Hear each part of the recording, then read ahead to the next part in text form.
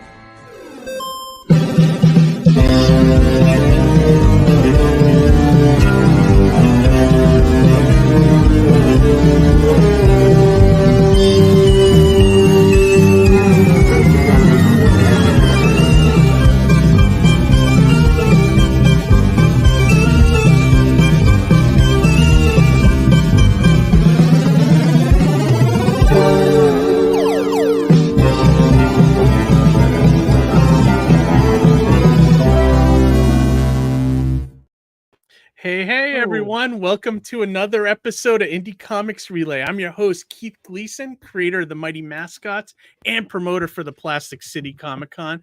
With me, as always, Johnny Captain America, creator of Sartana, Surrounded by Death, and The Pond. There was more than one Captain America for Roger Morocco, yeah, who made this helmet, by the way. That's awesome. This is an authentic war helmet. So you can see it's look at that. It's real deal. Roger made it, and I figured I'd try it on for the show because I know he always watches. He always tunes in. I love it. This way, I could also say there was more than one Captain America that went to Lincoln Sudbury Regional High School. Nice. Yeah, look at that. You like the alternate universe. Yeah, exactly. Co-host, Harry I'm the captain. I'm the Steve Rogers where the serum didn't work. Right. Side effects. And our third co-host, Harry G, graphic artist extraordinaire. Hello. And our bonus host this week, Mr. Tony James, creator of Star Noir. What is up, fellas? How's it going? When Keith first said that Tony James was on tonight, I was telling him that I was thinking of Peter James, a psychic. You know who that is? Anybody? No. He has like really, really white hair and like a really, really dark mustache. Very bizarre. I just got to dye my hair. Exactly. You have to grow it out. You have like Einstein hair, kind of. Tony's the strongest mustache game in the business. He does. It's George Perez. What do you use for that? Yes. Everything. I mean, there's stuff to like moisturize it, stuff to like hold it in place. It's a routine for sure. Does it have a name around there? What? Does it have a name? Oh, the stuff that I use? No, your mustache. Oh, no. His name is Jim Gordon. Jim Gordon. Actually, I was telling Gwen, it's like, I can't wait to get older so I can transform this mustache into a Jim Gordon mustache. So yes, I'm looking forward to that. Yeah, that's great. That would be epic, Tony. That'd be fantastic. Thank you for taking time out of your day to come on the show, Tony. We always love having you. This is awesome. I spend most of my days on the hamster wheel that is Star Noir. So to get off it and hang out with you guys is it's vacation for me. I love it. Awesome. And then speaking of that too, you are going to be doing like a second chance campaign, right? Yes, sir. February 20th at 12 p.m. And depending on pre-launch numbers, I'll either do it for 30 days or 45 days. Are you gonna do like a low number this time to like try to hit right away? And then same thing as keep last it open time. as a store. Yeah, keep it a low number so we can do the storefront. The storefront for the first book is still going. Someone just bought a book today, so Oh, sweet. Yeah, that's the best thing about having like, the crowdfunding, but also having the in-demand feature, I think, to just kind of always get that money coming in. Like I know what, like when I do it, I usually, I like my last campaign, I left open for like a year, and I think at least 2,000 or 3,000 of that total was from the in-demand feature. So it's definitely beneficial for people to do that. Now, I forget, is Kickstarter doing something like that or no? They need to. They should. It's the one feature they don't really have that Indiegogo has. I feel like if they get that, they would be like, that would be the best for them. They offer a follow along button where you could basically direct them to an eShop. Yeah. And kind of do the same, but it's not, built in is way better.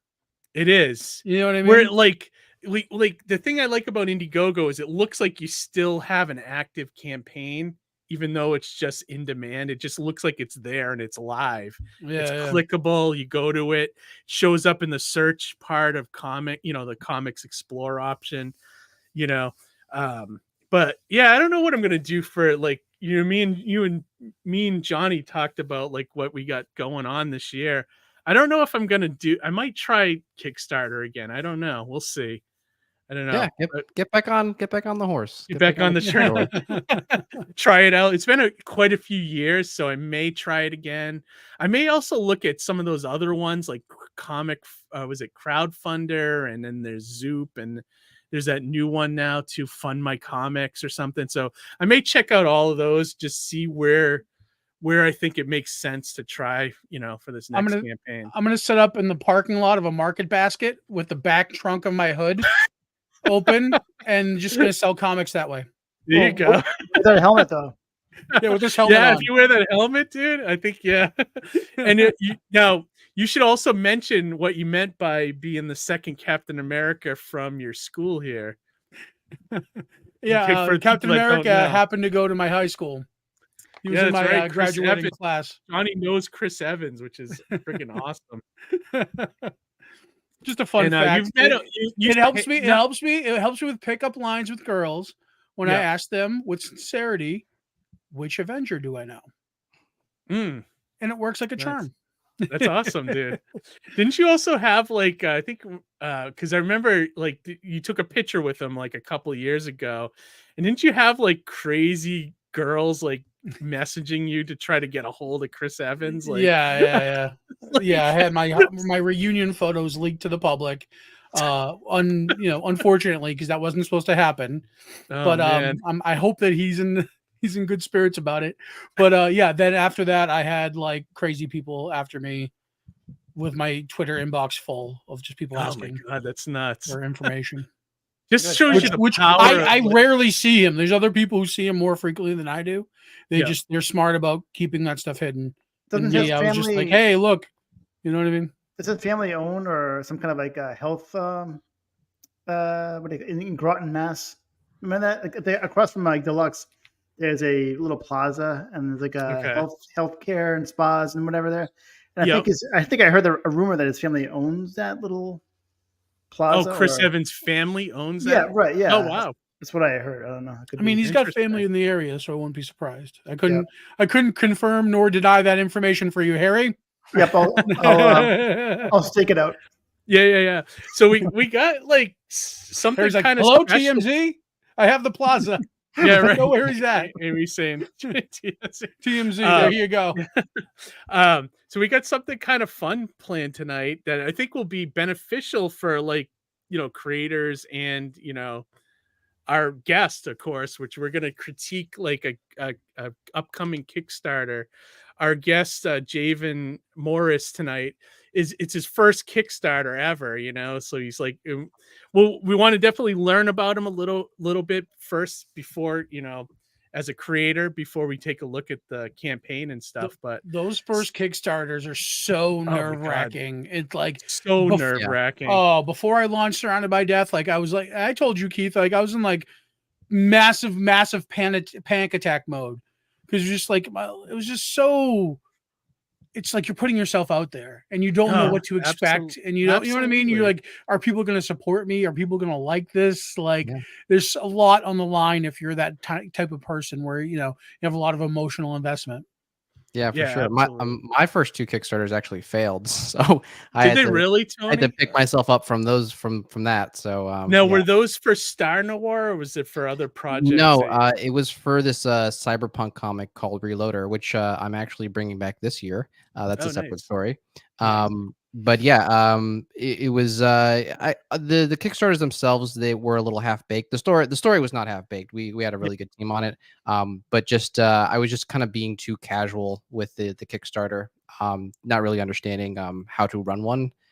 So yeah, I failed the first couple times, but then I learned. Gotcha. Did you launch without any backers? I mean, without having backed anything, rather? Oh yeah, I think I just like made an account and then just launched it, and I was just sort of like out a little buoy by itself. Yeah, so cavalier. It happens, but I think like too, it's like there's still a learning curve with Kickstarter and crowdfunding in general. I mean, it's still kind of new. Like when did Kickstarter launch? Like 2011 or something like that. So it's actually about 10 plus years old at this point. But I remember when I first did Kickstarter, it was like in the early days and no one knew what the hell it was. And trying to get people to give me money was just like, I can imagine in those early days as a platform, they were probably no one knew just what like it was, funding things just so that things would look successful at that point. You could put up anything, I'm sure it would have funded just because they wanted to get the platform going. There's probably beneficiaries that had investments in it. You know what I mean? Absolutely. And I would have, truth be told, I would have failed on my first Kickstarter had I not taken, I think I had asked for $6,000 and I actually raised about $4,000. And if I didn't kick in I kicked in $2,000 out of my savings just so I could make make it a success and then be able to get all that money back, So you funded in, like you kind of did like a holdover. Yeah. So I kind of I had Amy kind of come in and do like a $2,000 donation or something, and that's how I holdover. Yeah, basically. Yeah. So, I mean, I know that happens a lot with Kickstarter, but I'm coming clean to let you know that I did do that. So, that dirty move that people make. It's $12,000 in 4 hours. How did that happen? Yeah, right. I'm not telling. Not gonna say who. We see that on a lot, but but I honestly, after that though, everything, because I've learned how to do it, it got easier, and I was able to learn from that mistake and be able to kind of actually really make the money this time, for real. All the backers are real, so yeah. But coming clean, that's my first one was like that, so. But Harry, you've never had to use crowdfunding, right? No, learning as you guys talk. But you've experienced it. You've backed some things, and I've gotten into it, and I'm definitely still learning. I learn a lot from watching this show, to be honest with you. Before this show, I mean, I never thought of it, or there. So, yeah. No, it's true. It's like one of those things that you can constantly learn from, But yeah, before we bring into tonight's guest, I just want to go through the chat real quick here. Of course, we got my lovely wife here with us. Good evening. Hello, Amy's Amy. Birdhouse. Hey, Amy. Amy said, "Looking good, Johnny." When thank you. Captain America helmet, which I love that. You should start wearing that as a regular. It doesn't fit there. If I didn't have the headphones, it would fit better. Oh, is it so awkward? It's a little wobbly. I'd have to stay the whole episode like this. Gotcha. If I were to wear it. Well, it was good for the first few minutes. Yeah. It's good for posture. Yeah, right. I gotta commend Roger. That's a cool thing to do, Yeah, he did a pretty good job with it. Just to bring it back out here, he sculpted, put this nice little leather strip here. Yeah, look at that. He didn't do the wings. I think he was just going for the traditional World War II cap look. Okay, you know what I mean? Yeah. Mm-hmm. But that's also the actual ultimate authentic helmet. So that's the wild thing about it. The ultimate. It's actually a liner. It's a thing that goes on top. But anyways, what's that? Is it? But I was gonna say, isn't that the look of the ultimate Captain America too? He had like the helmet. Right, exactly. Like the World War II. Yeah. Before he went into the ice, it was like the helmet like that, and then it had like kind of like a leather chin strap face mask thing. Yeah, almost like a pilot like goggles. Goggles, goggles kind of thing. Yeah, that's very good like stuff, man. It looks like what was that book? Ex Machina. Yeah, yep. You know, the machine where he kind of had the goggles, and you know, it looked very like that's a great World War II actually. Yeah, it is. It's a great run. I love that book. The Great Machine. That's what he was called. The Great Machine. Yeah, they're actually going to be coming out with a movie from that. Oh, they're making that. Yeah. Moon Knight's going to be the lead character. Oh, Oscar Isaac. Oscar Isaac. Yeah, that's cool. That's really. It'll be interesting to see that come to life. Yeah, I would love to see that. I love that the one thing I loved about that comic is like I loved the way he approached problems. Like he approached it from like an engineer's point of view. So like whenever something happened, he kind of was very technical about how to handle it. And yeah, it was really cool. Tony Stark-esque in that regard. Yeah. But very much so, I think, you know. Right. And that's a really good run. Probably one of Brian K. Vaughan's top 5 for me anyways. Yeah, for sure. I mean, well, the guy's full of hits. Fables, Saga, that, you know. Yeah. Oh yeah, absolutely. Moving on, let's see. I'm still mad about Johnny C being cropped out of the pick with Chris Evans by TMZ or whoever. Amy, if you look back at that tweet, the analytics on it are wild. Like, are they really? Views and retweets and likes and stuff. Like I've never had Twitter social media engagement as high as I did for that. For Amy's tweet. Really? Like how much are we talking? I forget specifically, but if you go back and look at it, I'm sure Amy could find it. There's a big number there. I'll tell you, like I get some engagement and views on stupid shit on Twitter. Like if I share like a picture of Super Friends or something, you know, or Saturday morning cartoons, people like engage with that like crazy. Like it's funny, for some reason Bill Bixby was trending. So I'm a big fan of Bill Bixby as an actor. He could do it all. Yep. He, you know, action, drama, comedy, like the guy was so very talented. And I'm, you know, said, you know, well, he's widely known for the Incredible Hulk.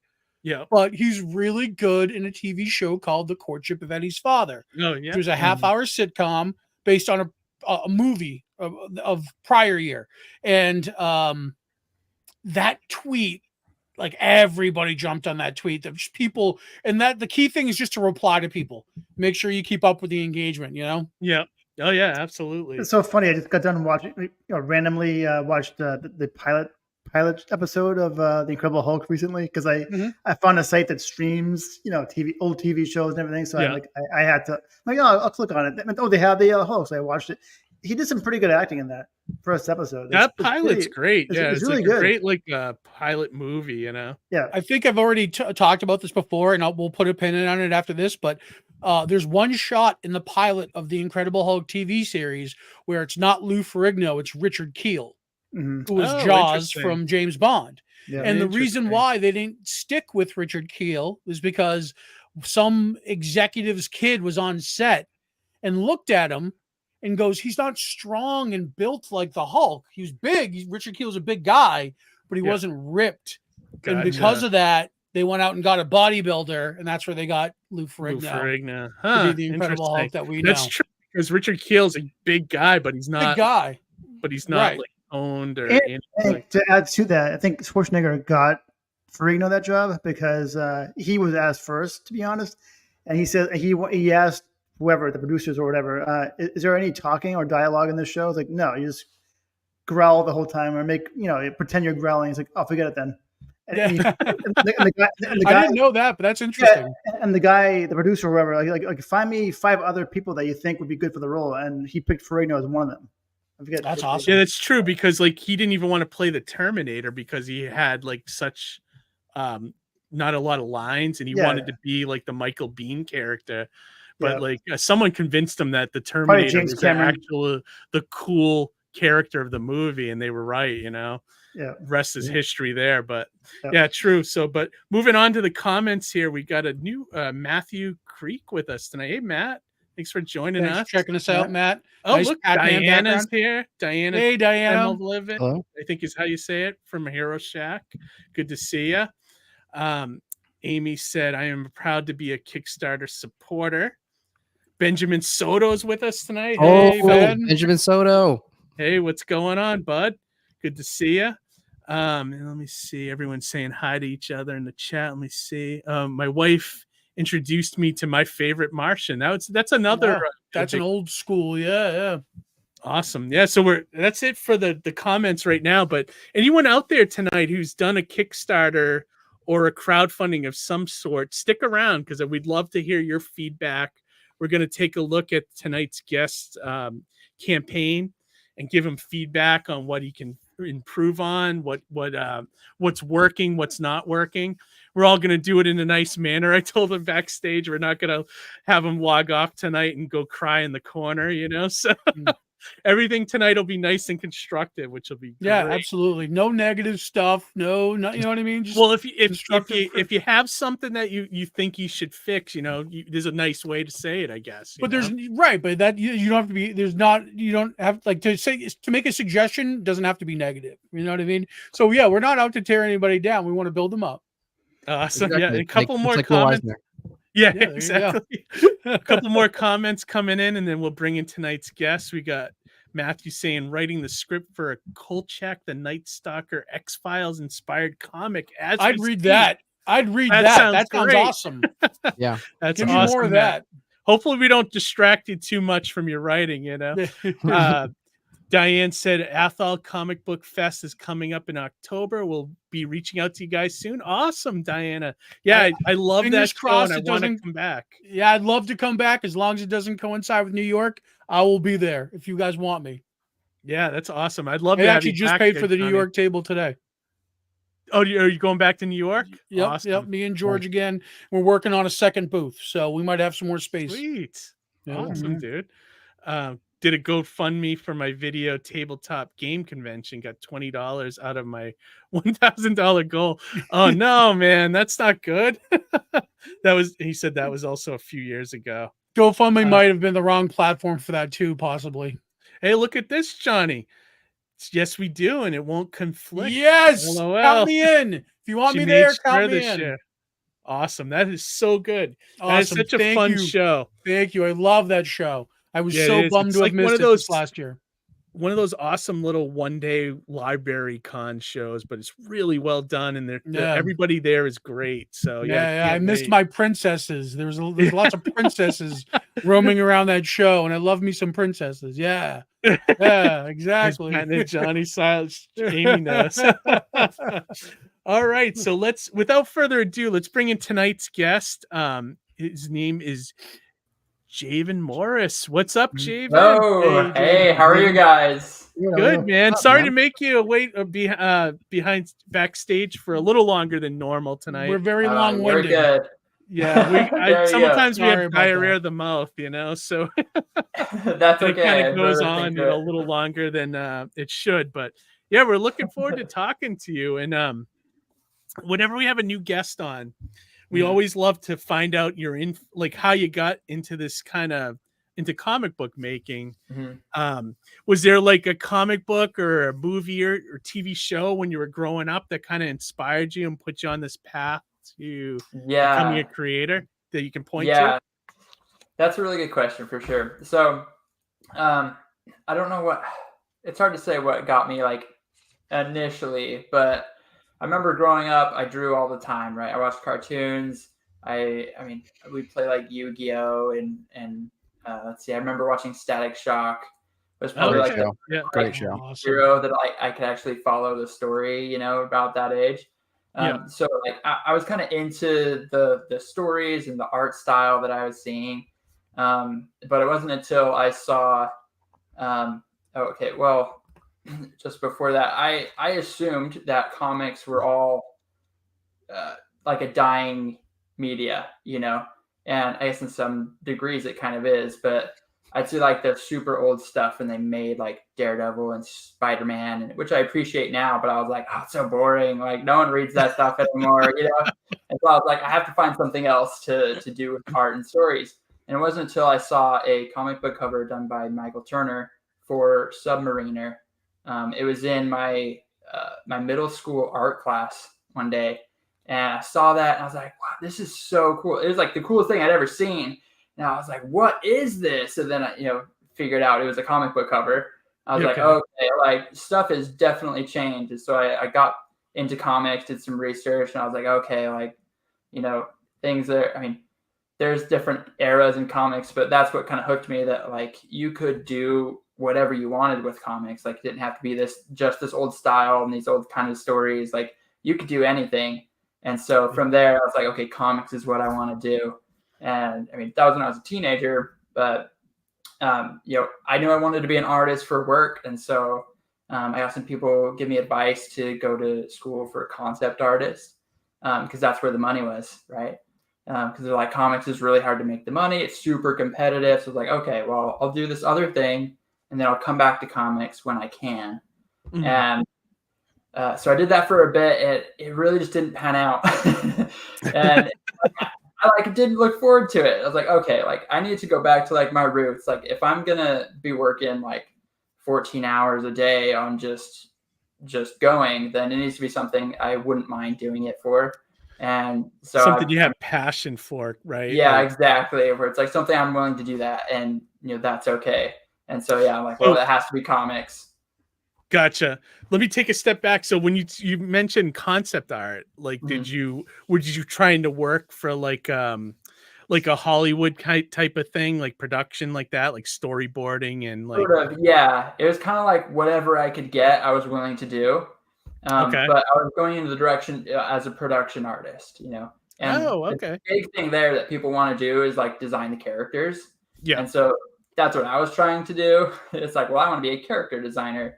But so I actually had a great mentor. He kind of helped me hone my style and give me some tips on what to do, and reviewed my portfolio every now and again. And he works on some big name movies and stuff. And he's like, I do mostly environmental stuff, like sets. And he's like, so if you do that, then you'll have more work. And so I kind of started into there. But like, I didn't stick with a formal education, right? Because I didn't want the debt.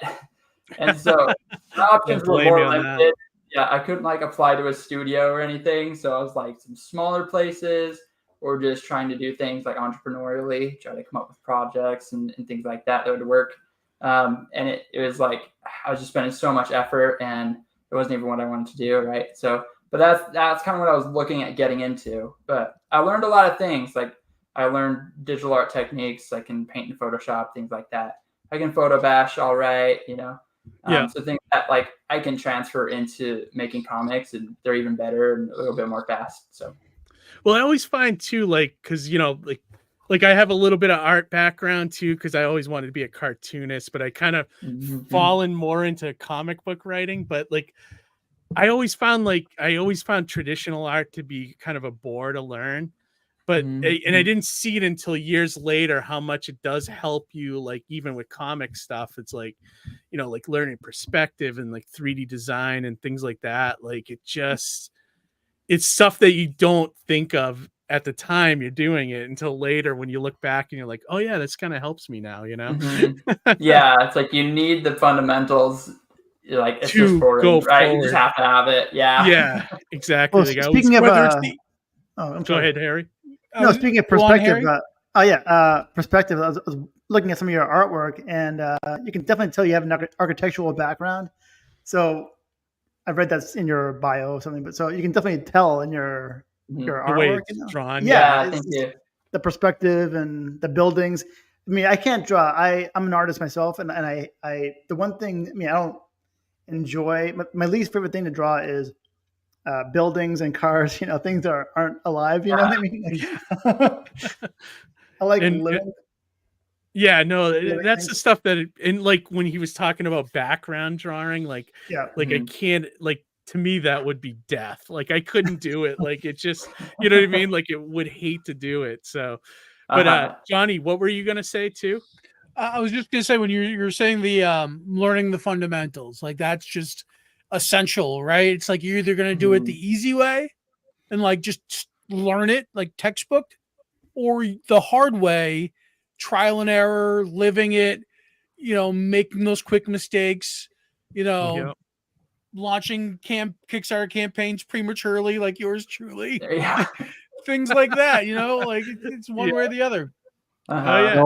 Well, being bad at something is the start of being good at something. So there you go. That's true. Like, what's that saying? You're gonna get 100,000 like bad drawings out of you before you're good. You know what I mean? Like I feel like something like that. Definitely true. And then my wife said, color theory, composition, and perspective are all parts of the fine art education that you 100% need in comics. Yeah, absolutely. Oh yeah, that's true.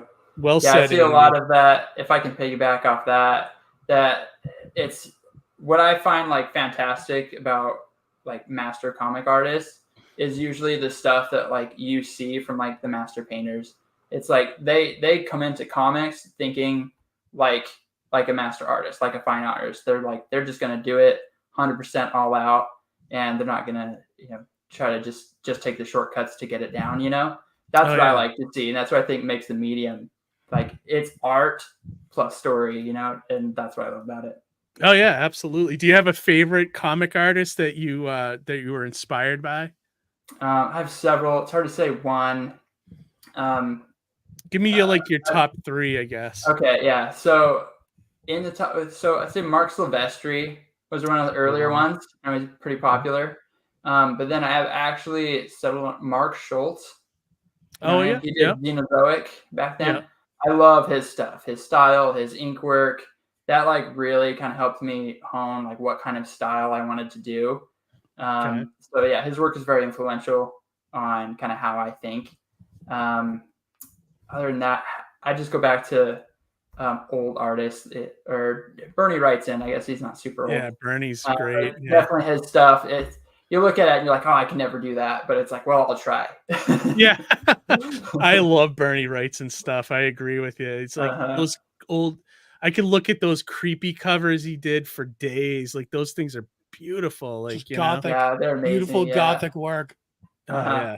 And his design work for like Ghostbusters and stuff is so good. Like, good stuff, Yeah.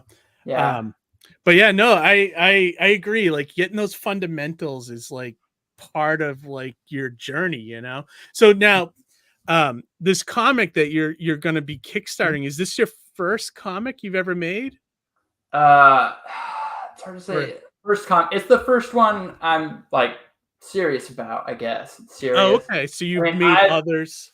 Yeah, I mean, I've made others and then abandoned them, Okay. So far. So like as in like actual writing, this is probably like the third one that I've like written and like to produce. But I'm most confident in this one. I feel like I've learned a lot more about writing, really, because I mean, at first I was just an artist and I needed a writer and I couldn't find one that really jived with me, I guess. So I was like, well, I guess I'm the writer. Yeah. And so there's a learning curve to like get to where I'm like, okay, I think I kind of do it. And then learning about my art style and how to best express it. And so this is where like everything has kind of come together enough where it's matured where I could share it.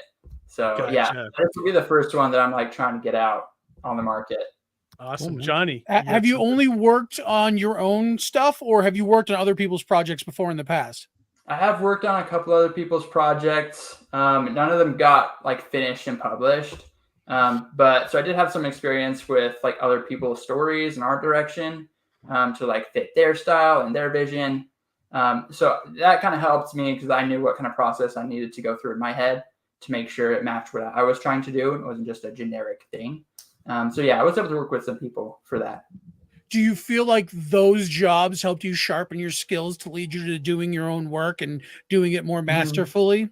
Oh yeah, definitely. Yeah, it was great to, I mean, it's hard when you're the writer and visionary to say like how close you got, to the actual like true idea. But if you have another writer, I mean, who's, you know, outside looking in, you can say, hey, like this is close, but you missed it here. Let's tweak that. And then so you learn how to like develop that vision to match theirs. I think that's a useful skill.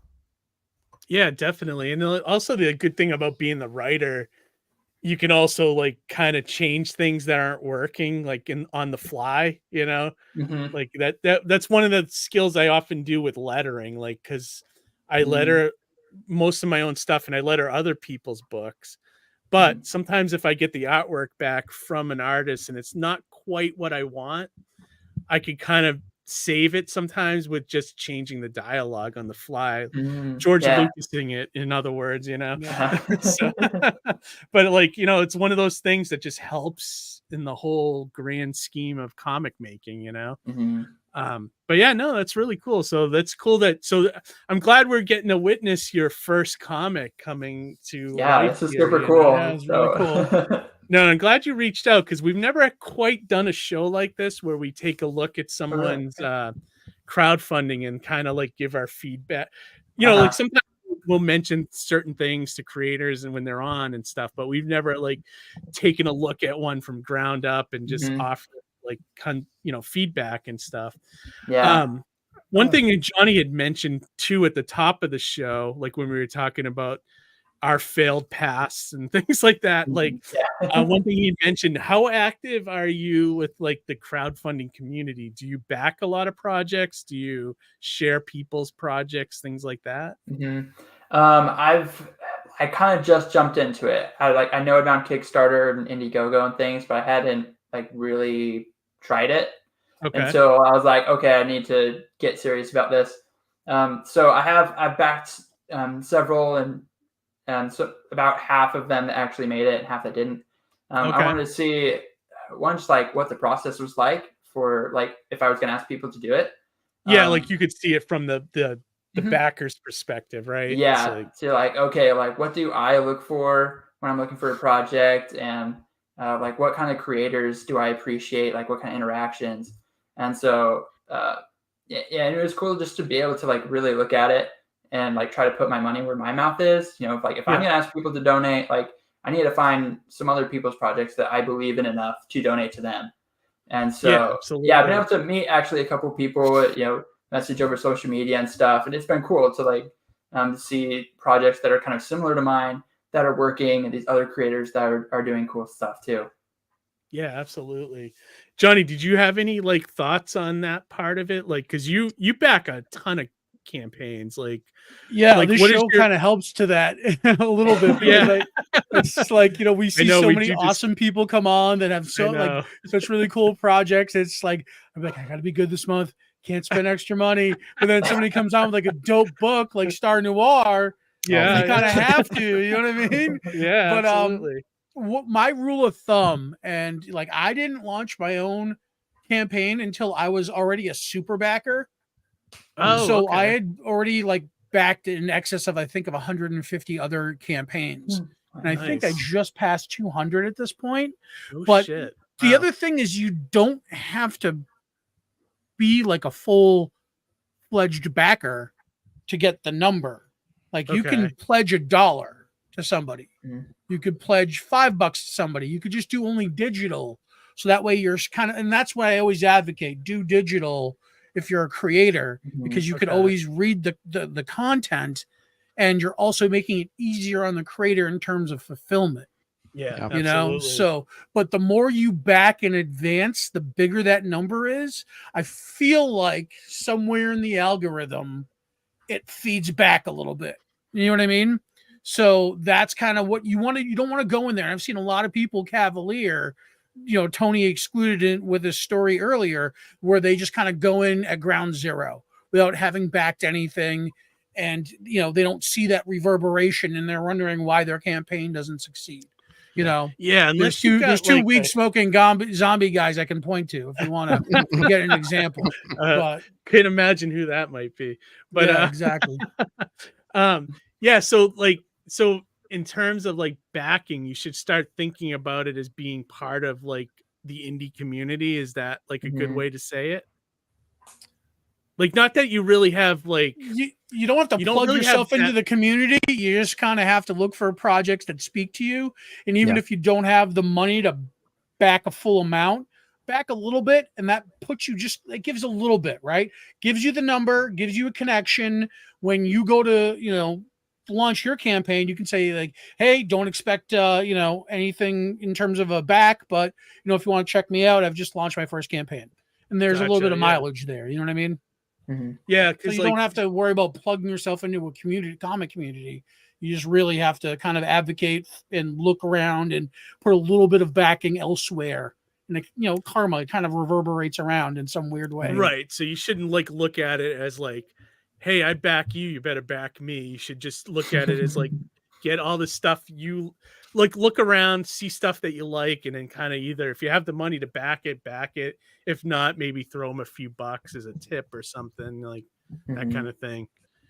Yeah, no, that makes sense. It makes sense. You also just for optics, you don't want to go in green in terms of the way your profile looks. You know what I mean? You want to look like you've actually used the platform a little bit and you're kind of spreading the wealth a little bit. Even if it's just, like I said, a buck here, a buck there. Yeah, I guess like I have actually looked at that when I go into people's projects to like see if they've backed some, just because it's like I feel like if they've done it more, then they're a little more serious about what they're doing, almost. So I'm like, oh, I can trust them a little bit more. So sort of. Definitely. That also gives you a certain level of comfort that they're not doing this for a cash grab. Where when the fulfillment happens, you'll actually get the book, and it's not just like you're going to be waiting forever for money that you invested that you won't be getting back. So if you see there's a lot of backed, people are kind of investing in it and, they're actively doing things, then, that gives you a little bit of faith to back their campaign as well. Again, optics. It's all about optics. And Johnny, quick question. Do you know what the number is? Like when how you become like a super, like what's the number that you have to hit to become like I said, I think it was like at about 150 where I noticed I became a super backer. So it's somewhere in that range. So it's like between maybe like 100 and 150, somewhere around there. Somewhere like that. Yeah, exactly. Gotcha. No, that's interesting. Like, cause I backed, quite a bit on Kickstarter, but I don't think I'm at that level. I'll have to look and see how many I actually backed, at one of these days. And then Javen, I had a question too about like the fulfillment side. Are you prepared for that end of it too, to pack everything up and ship it all out and all that fun stuff? Yeah, I have it. I'm anticipating it, so I'll pick up for something. Yeah, I like to think I'm experienced because I worked in a warehouse for about half a year. Now it's like, oh, okay, so you know how to. I can pack things up, Yeah. Yeah. So like, I've got quotes on boxes, on tape, on shipping. I've figured out like how I'm gonna sandwich everything so that they don't get bent corners, things like that. Do you have a thermal printer? Good condition. A thermal printer is a good one. Yeah, thermal printer is a great investment. Yeah, okay, Dymo. If you got the money, I think they're like $200. A Dymo is the best, and it works with Pirate Ship really well. Yeah, Pirate Ship as well. Yeah. Yeah. So although if you've started with stamps.com, they now offer a free version to compete with Pirate Ship. They do. So you don't have to switch. Yeah, exactly. Okay. Okay. That's good. Maybe I'll go back to Stamps at some point. But and I Stamps left them because of that yearly fee or whatever that they charged, And if you're going to have the type of campaign where you're going to do more than just flat material, like for example, bags of coffee and coffee mugs, and hot sauce, Stamps.com has a partnership with UPS, which actually gets you discounted UPS rates. Really? So if you're going to ship more than just the flat stuff, media mail, look at something like Stamps.com, go to the free route, but you get and reap the benefit of the UPS deal that way. Gotcha. Right. That's one key advice that I had gotten when I a few years ago when I did my second campaign, was that like when you think of perks is to like think about flat things, because like it's just it's so much easier to put like a bunch of stuff in like one of the Gemini mailers and send it out, whereas like Johnny was saying, like he has bags of coffee, so that's almost like you got to get like a bigger priority box or something to like ship that. So it's like thinking in terms of, and that's not a bad thing, it's just you if you do that, you got to figure out like you're gonna have to charge him more postage, or you'll have to eat that cost somewhere else in the campaign, so or less in your pocket in the end. Yeah, you know what I mean. Take it. But here's the bright side, Javen. You wrote this and you're illustrating it, right? Yeah. Are you lettering it as well, or? Yeah, like I was gonna do it digitally, so I'm lazy that way. But I have done some lettering. Like I can throw it on there. Nice. Right, but I mean, to the point being that you're also doing everything independently. It's not at the end of the campaign you have to split up profits. Right, it's just you, which is great. Like that's real awesome. Like when you're having to like pay out and it's eating away at the cost of the campaign, that can be real tough, especially when you're trying to fund future books in that process. You know what I mean? So that can be a struggle, but because it's all you, that helps immensely. You're in a really good spot there. Yeah. And one thing, Javen, I was going to mention, if you're going to letter, pick up this book. It's by Blambot. It'll change. I've read some stuff on Blambot. But this book is like comprehensive. Like definitely pick this up. I mean, look at how thick it is. That's how much. How much you need to know about lettering.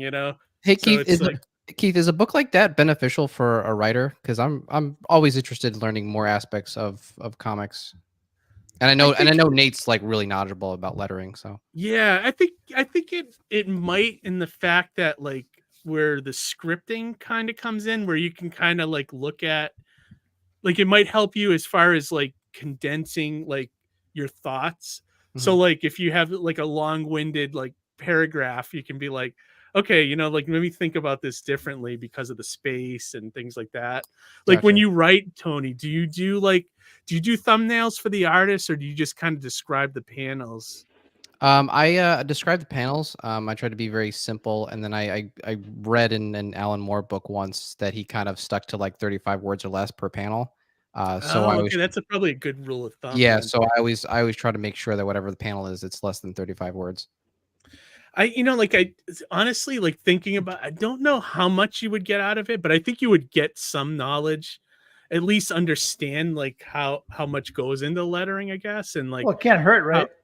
It can't hurt. And, but also it might make you think about the different way you could do like a sound effect or something, like, well, I mean, I read the Scott McCloud book and the Will Eisner books because I was really interested, and I actually did get helpful information out of those books. So those are great books too. Yeah. Like I love those. Those are essential too. I think any creator should read those books as well. Well, you kind of want to know the rules so you can know how to break them. Exactly. Yeah. You know what I mean? Like, I mean, I've seen some crazy stuff with lettering. Like, especially there's certain letterers I follow and geek out about just because their stuff is so crazy, and like the way they work it into the art and everything. That's what I love the best, when it's worked into the artwork or into the background or things of that nature. You know what I mean? Oh yeah, definitely. Yeah. Javen, I got a question here from one of the audience members, Diana. She said, "You sound like an all-in-one creator. Do you have an editor that you use for your book?" I don't. That's probably my downfall there, unless you count my wife. Then I'll have to read stuff like, "Hey, how does it sound? Does it make sense?" That's my editor too. That's my editor too. Honestly. Gwen is my editor on Star Noir, so yeah, mine too. Okay, it works. It helps too. Like I think where Amy is very helpful with the editing, like, is my punctuation and grammar is usually pretty awful, so she helps fix that. But also, like, if something doesn't make sense, where it's like I don't see it, she kind of says, "Can you do this a different way?" Or that's. But I know like some people like speak very highly about getting a professional editor to look at their stuff, and I've never done it. Have you, Tony or Johnny? I have not. I've been asked. I have not. I've gotten an editor though. Yeah, one of these days I'm gonna pull the trigger on that just to see what the difference is, like to see if it like helps me become better, like as a creator and stuff. Johnny, what were you gonna say? So my first draft for Clark and 5, which I've never produced, I did get edited, and it was very enlightening to see, because they didn't do grammatical edits, they did story edits. So they came back and they're like, you don't need this, you don't need this. And it made me think of the whole script in a complete, I think part of the reason why I still haven't finished it is that they gave me such perspective in changing big fundamental things that I had set up that it made me rethink the whole story. You know what I mean? So it's always good to have that exterior perspective, but also if you're getting a story editor or somebody who's going to critique the content as opposed to just the grammatical stuff, be prepared to make edits or changes, or, go in there knowing that, if you're influential, that might change your story or upend your story a little bit. Oh yeah. That draft might not be your final draft after all. Yeah, right. And Diana's came back here too. She said that is something you should definitely get. I am my husband's editor as well, but it's something that I have been doing for others as well. So there you go. And there you go. And she also says, yep, they can really help. Yeah, I agree. The stuff like that, Johnny, is something that I probably could use, you're also on Gig. Like we advertised at the beginning of the show. So if you're a creator, are you on Gig by any chance? No? Javen, no? I know I am. Oh, you me? Oh, sorry. Yeah. I'm not. No. So Global Indie Group. Check it out. It's it's what, $5 a month, Keith? Something like that. Yeah. It's like just a Angie's List for creative types. So if you need a colorist, a letterer, podcast editor, things if you can find a couple of guys who run an indie comics relay, you can go in there and you can find it. Cool. Okay. Yeah. Those things are always helpful to be able to connect with people. Yeah. Oh yeah, definitely. And Amy's got some feedback here as well. She said, I'd say don't invest in an editor until you're ready to listen to an editor and not look at every word in the script as if it's precious. Yeah. That's great advice. Like, I can count on my hands and feet how many creators I've ever run into that think they've written the masterpiece, and you look at it and you're like, so don't be Gollum. Yeah. Oh yeah, my precious. My precious. Yeah, that's great. And Diana agrees with that as well. What were we gonna say, Javen? Yeah, I get that. Yeah, totally. This is actually, like, I guess the secret behind it is this is like the project I feel like I would make. It's almost like a test run for like the even more like passionate projects, Oh, okay. It's like, this is totally like my genre. It's in my wheelhouse. This is like what I would do, but it's also like I'm making it to like see how it does on the market and see if I can like make something that resonates with people. And like it's to keep going, a big learning thing. Yeah. To just what works, what doesn't, and move forward. So Brood Blood, right? This is the lamb you're sending to slaughter to test the waters. Yeah. Oh, there you go. That works. Wow. Wow. That's very meta. Very meta. I love that in a way, because it's like you're holding back bigger stories, and you're like, I can't go out the gate with that. You already have the foresight to know that you can't come out swinging with your number one story. You're got to do something else just to kind of like test the waters, sharpen the blades, get the experience. I love that. I love that you have that foresight and you thought of that. That's awesome. Awesome. Yeah. Thank you. It's good to hear. It's also like this perfectionism thing that I'm like, I want to do this like masterpiece idea, but I feel like I'm not good enough yet, so let's do something else, So part of that is also restraint, right? Because a lot of people want to tell that story right away. The story that they want to tell, they want to get that out first. You know what I mean? So to have the restraint not to, whether it's because you're insecure or not in what the work is, that's great, because you're not blowing that opportunity. You're developing that story even more. And I think I've said this before in the past in previous shows, the longer you hold on to a story, the better it gets. Because you sit with it more, you live with it more, you think of more things, you make more discoveries along the way, and then you can put out a finer product in the end. That's why I think it's great to I do write the big story, but with the intent of putting it in a drawer immediately after, so that like a year or two later I can come back to it as a better storyteller and go, wow, like 50 of these pages have to go. They make no sense. No, that's great. Did you do that with Star Noir, Tony? Oh yeah. There's a number of my stories that you'll see come out over the next few years. Like they've been in the drawer for a long time. No kidding. Huh, That's great. that's cool to hear. Yeah. Like I think I absolutely think that's true. Do you ever write something, sit on it, for a long time like you have, and then you look back and you're like, I don't even remember writing that. Like it's just like it's a different person that wrote it, Like you ever had that experience? Yeah, for sure. There's just like a lot of cringy dialogue. Yes. Exposition is just like I'm just beating my reader over the head with so much information. Yeah, and you just learn by doing. You read more books on story structure, and then you figure out how to do it a lot cleaner. Yeah, and I think sitting on it is really key, like to rush into it. Like I don't know how the monthly guys do it, like at Marvel and DC.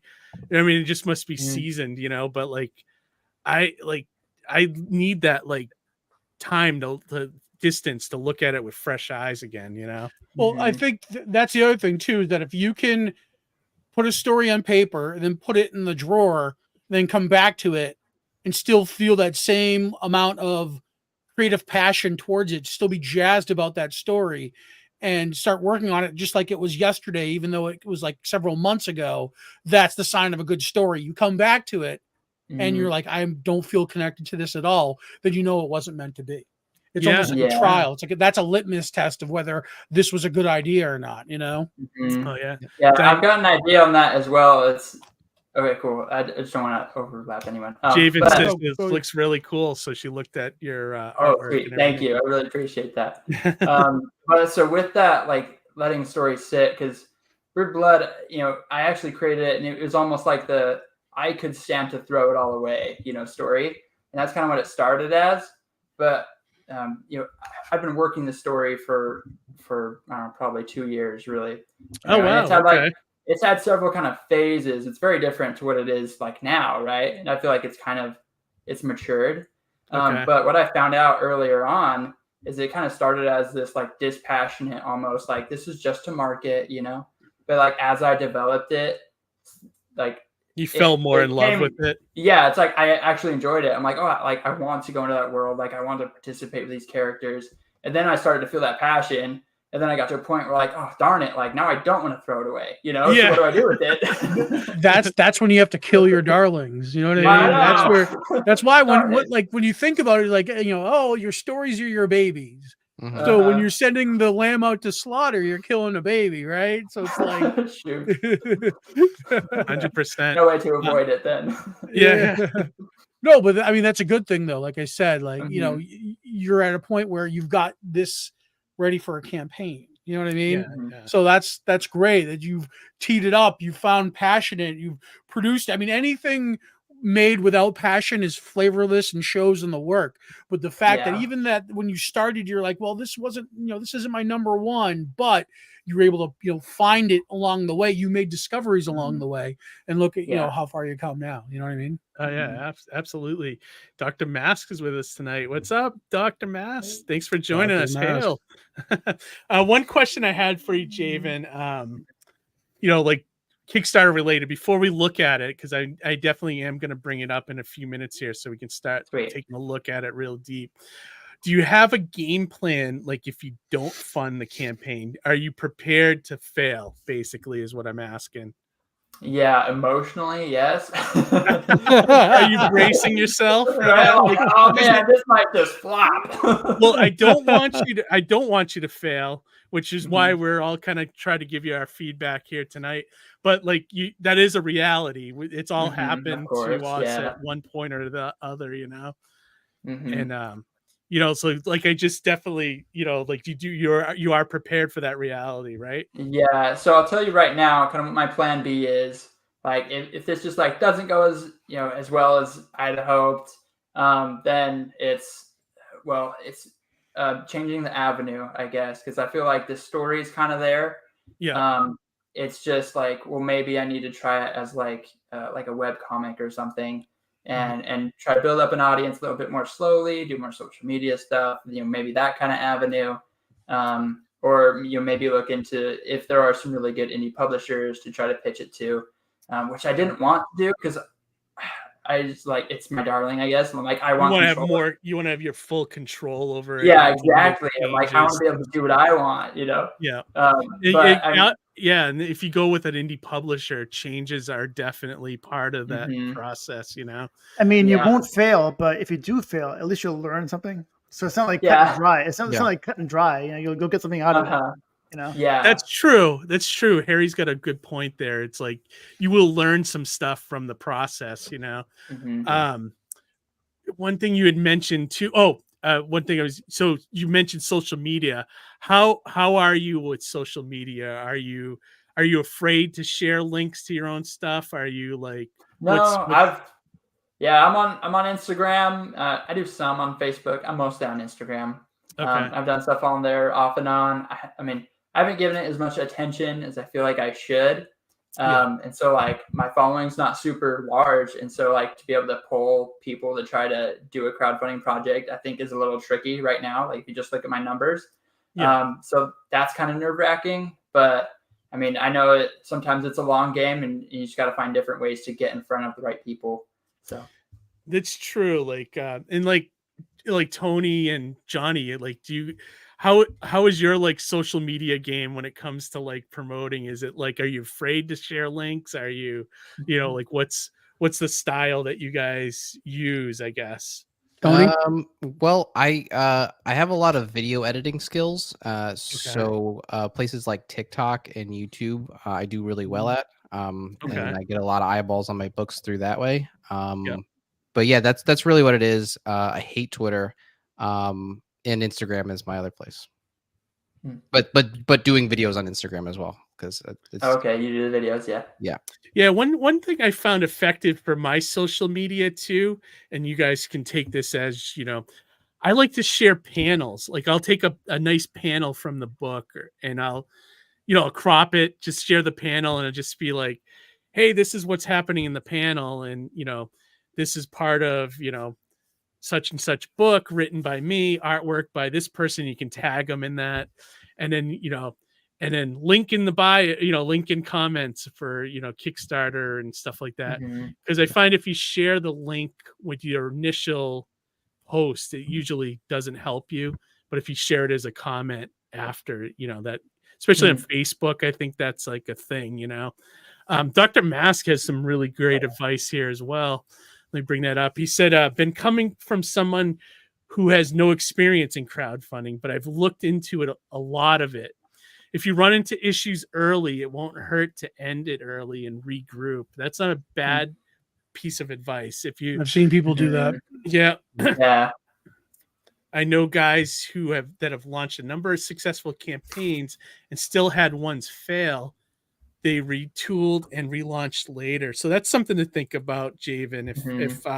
If you get into it a week or two and it's not looking good, you might want to think about that as well. Something based upon your goal number. There's a certain kind of pace you want to hit, and there's actually a site called Kick Track, and track is spelled TRAQ, and that site's actually a really great tool to use in the back end just to see if you're matching and meeting that pacing. So once you have your campaign page, you put it in there, it analyzes it, and it says this is what you should expect to get based upon everything. Although that one's a little tricky mental health wise, if you're looking at it while the campaign's live, which I do not recommend, because if you have a really good day, it's like, wow, I'm going to be a millionaire, and then the next day you get one backer, and you're like, this is going to fail beyond believing. So it tracks in real time. It's like an emotional roller coaster. The first few days when the campaigns are successful, it puts a really nice number there because, hey, if you keep up this trend, this is what your number could look like. But as all campaigns and people who've launched campaigns know, you've got a really strong beginning, a very dead middle, and then you usually kind of have a little bit of an uptick at the end. So it's that lull where it kind of evens out your average, and that number becomes more realistic. And that's where you can kind of get a better idea as to where you're going to land.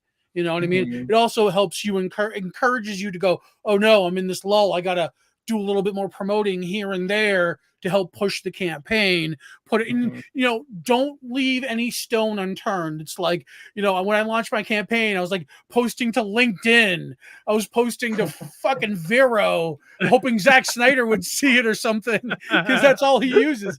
I posted Reddit everywhere. And sure enough, when you look at the analytics, like posts did come in, engagement came in from those weird platforms I never expected it to. Yeah, you know LinkedIn is a little snake in the grass too, because like I've shared a couple things there, like promos for like Plastic City Comic Con and my campaign, and depending on how many people you're connected with, it gets a lot of views. Like I don't know if it like helped me gain new backers or anything, but it definitely put a lot more eyes on a link than say if I shared it on like Facebook or something, so it helps for the job you worked 3 jobs ago, when the guy's like, oh, I remember working with that guy, he's got a comic book now, and he backs it. Yeah, I guess that could happen too, huh? It's good to think about. Diana said, let me see, she says that is a good plan to have. We are running a campaign right now to fund my comics. Promotion is everything. That is very true. And what's Dr. Mass said, my issue with Instagram is it's difficult to share links. That's true. That's true. That's very true. You have like the bio and then like a story, but the story doesn't last very long. So right. It's like a day if you're lucky, something like that. And Diana said that is an area, posting, sharing, and just general marketing is the biggest area that challenges me. I think it challenges everybody though. Like I think because one thing I do because I use Twitter mostly as my promotional, but I try to go everywhere. But like I try to, and this is hard to do, but I try to balance like the promo links with other things. Like I'll share stupid memes. Content. Yeah, like share cartoons I love, things like that. But I try to do a 1-to-1 ratio. For every like stupid meme I share, I'll share a link to like something that's either my convention or my campaign or my comic, things like that, And sometimes but it's got to be related, otherwise you're waiting in 2 different pools.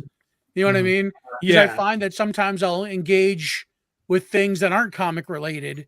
And then I find that, this engagement might not drive people to a comic book later on. You know what I mean? Yeah, so, right. That's the kind you have to kind of keep it like in tuned, but not all marketing. You know what I mean? Yeah, definitely. And it's almost like 2 for 1. You know what I mean? 2 other things and then 1 marketing kind of thing. Yeah, definitely. And Diane says, yes, you always have good posts, Keith. LOL. I love the comic book vending machine. Yeah, I know, that was great, wasn't it, Diana? Yeah, someone posted up like an old school 70s like comic book vending machine. So I had to take that and share that. I thought that was great. And let me see. She said, "Yep." That's why all the books from the 70s have foxed edges.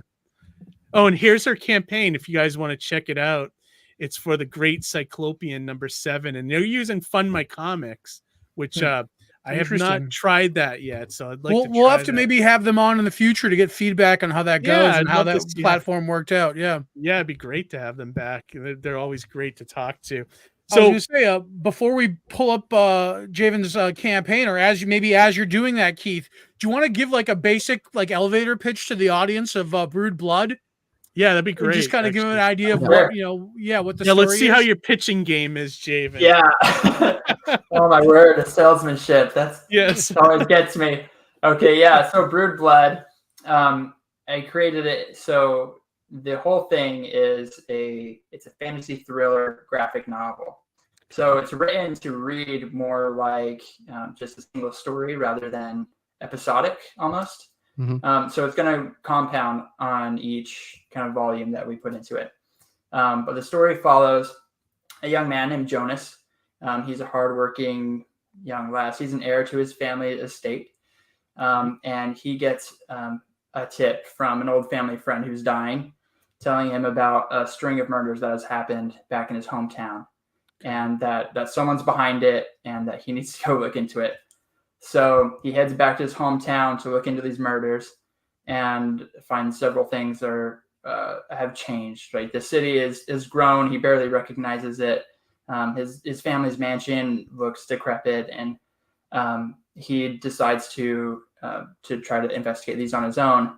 And the local enforcement isn't much help because all of the victims have been related to family. They were all family friends, so they're tied back to him.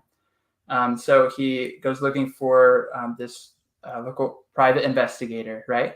And her name is Shino, and she has this little group, and that's what they do. So the story where we really get into it is him trying to work with Shino and her group to investigate these murders, despite not having much other support or knowing his hometown at all. And so we learn about a magic system that we have going there with potions. That's where the name comes from. The potions are made with blood from magical creatures that are brewed into a potion.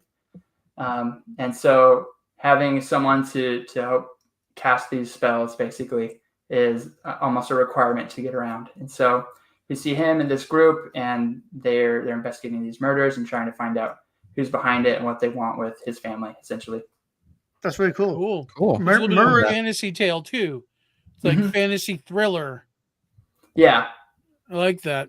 Plus, murder is you big don't get now. that mashup often. Can you do a pop culture pairing? It's this thing meets this thing. I've tried. Murder She Wrote and I feel like I don't know enough pop culture to do that. This is the thing that I try to look for it and can't find, and so I don't know what two things to put together. But I'm working on that. And probably by the next one, I'll know what it is. Okay. Well, maybe we can find it out for you when we look at the campaign. That would be very helpful if you're like, for you. Yeah. And I feel like your pitch could be fine tuned a little more. I would get into more the story aspects and less about how it's going to lead into other graphic novels. You could do that after, but I think the way most people check out after 30 seconds listening, that's if you're going to be behind a table at a convention or pitching to a publisher, you'd want to think about that. Yeah. I think just for the sake of giving us context, that was fine. Yeah, definitely. And I don't mean it as a slight. I just trying to help, help you refine it a little bit, Yeah. Right, I think once you figure out what the two shows are, you'll have a better. That might help. Yeah. We'll start with that. Yeah. I feel like you could almost work in Sherlock Holmes there somewhere because it's a murder mystery. Yeah, it's primarily murder mystery. So I always like to tell people when I'm pitching Surrounded by Death, it's like flavors. The flavors Surrounded by Death is Mallrats meets The Walking Dead. So if you get exactly what to expect, tone wise from that pitch. I don't have to say any more. You know exactly what to expect. You know what I mean? Mm-hmm. Yeah, exactly. And simple I think is better. So if you could try to figure out how to sum up that entire story in 3 sentences, I think it will help you a lot. Doctor Strange meets Elf. One of those. Yeah. Well, the potions and stuff that's alchemy. I'm thinking I'm trying to think of pop culture things with alchemy in it. You know what I mean? Like Full Metal Alchemist. Oh yeah. Okay. Yeah. For sure. It's kind of. I guess it is kind of like that, huh? Yeah, you could look to. Are you an anime fan? Is there inspiration? I wouldn't call myself that, but it does have I want it to feel like anime and fantasy, and we kind of mix them together. Is Are there any stories or pop culture things that inspired Brood Blood that might help you drill down into what it might be like? Well, why don't we watch the campaign? Maybe we can figure it out. Not right off the bat. Okay, all right. Is the thriller portions very adult, or is it is it an all ages kind of book? It's PG-13, So oh, okay, all right. So gonna be fun, not super gory, Okay, all right. Couple of comments before we bring up the campaign. Diane says elevator pitches take practice. That's for sure. Damn sure. Yeah, I'm still tweaking mine, even at conventions and stuff. And And then Dr. Mass said, or for a video, keep it short and sweet. That's Sure. definitely true. Social Like media posts. your campaign video shouldn't be longer than a minute, because people check out after 15 seconds or so, they say. Yeah, the attention spans today's audience. I keep mine under 2 minutes and put all the most important stuff in the first 30 seconds. Yeah, that's a good way to go, Tony. That way, at least they see the important stuff. Yeah. If you want to go a little longer, she said, Amy, PG-13, clutch my pearls. That's great. All right, so let's take a look at the campaign here. Let me bring it up, and then we'll start. We'll start talking about this as well, and just see like what we can, what kind of advice. Both, audience, out there, you can definitely put your comments in. We'll definitely get to them. And then we'll go around the room and take a look and just see. One thing I notice off the bat is your goal is super high for a first campaign. Is there any way you can get that lower at all, Javen? Or is it there like you might need that be, exact amount? That's why it's such a specific number, right? So I was just saying, did you break down? Do you have a chart breaking down your budget for people in the campaign? I break down in here. So because the big portion of it, and this is a large reason why I chose to crowdfund this first, is to pay for the production of it, right? Because I just can't put in the time to produce this, at least this quickly. Without compensation for it, right? So, and I'm trying to be judicious, right? About okay, what's the smallest amount I could do it for, and that's kind of it. Of course, I'm there's some buffer just so I have to be able to cover fees and make sure this actually gets to people, so that's in there too. But yeah, I don't expect it to get much lower unless there's something that I've just missed and that I could, take out a big chunk of my guessing. So can I just throw out real quick, what would that number be without the compensation? Without it, see, I think 30% goes to production.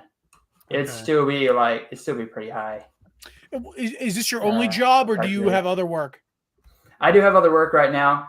And ideally I would like to do this, right? That's the dream, but this is just as it comes and goes, basically. Yeah. So one of the things I've noticed with Kickstarter is that it's almost like the compensation part, you almost kind of have to not account for and hope that you overperform into compensation. You know what I mean? A lot of Kickstarter I've come to find is getting the book made as opposed to getting paid from the book. Right. Well, it's a balance. That's my perspective. I don't know about Tony, if you want to chime in on that, or Keith. Well, one thing I will say is you don't want to be in the position where you don't make enough, and then you're kind of gotta, you're putting in your own money at the end to ship stuff out, things like that. So it's hard. It's hard to find that right balance. Because even with my campaigns, I tend to go lower than I actually need and then hope it overperforms, like Johnny was saying.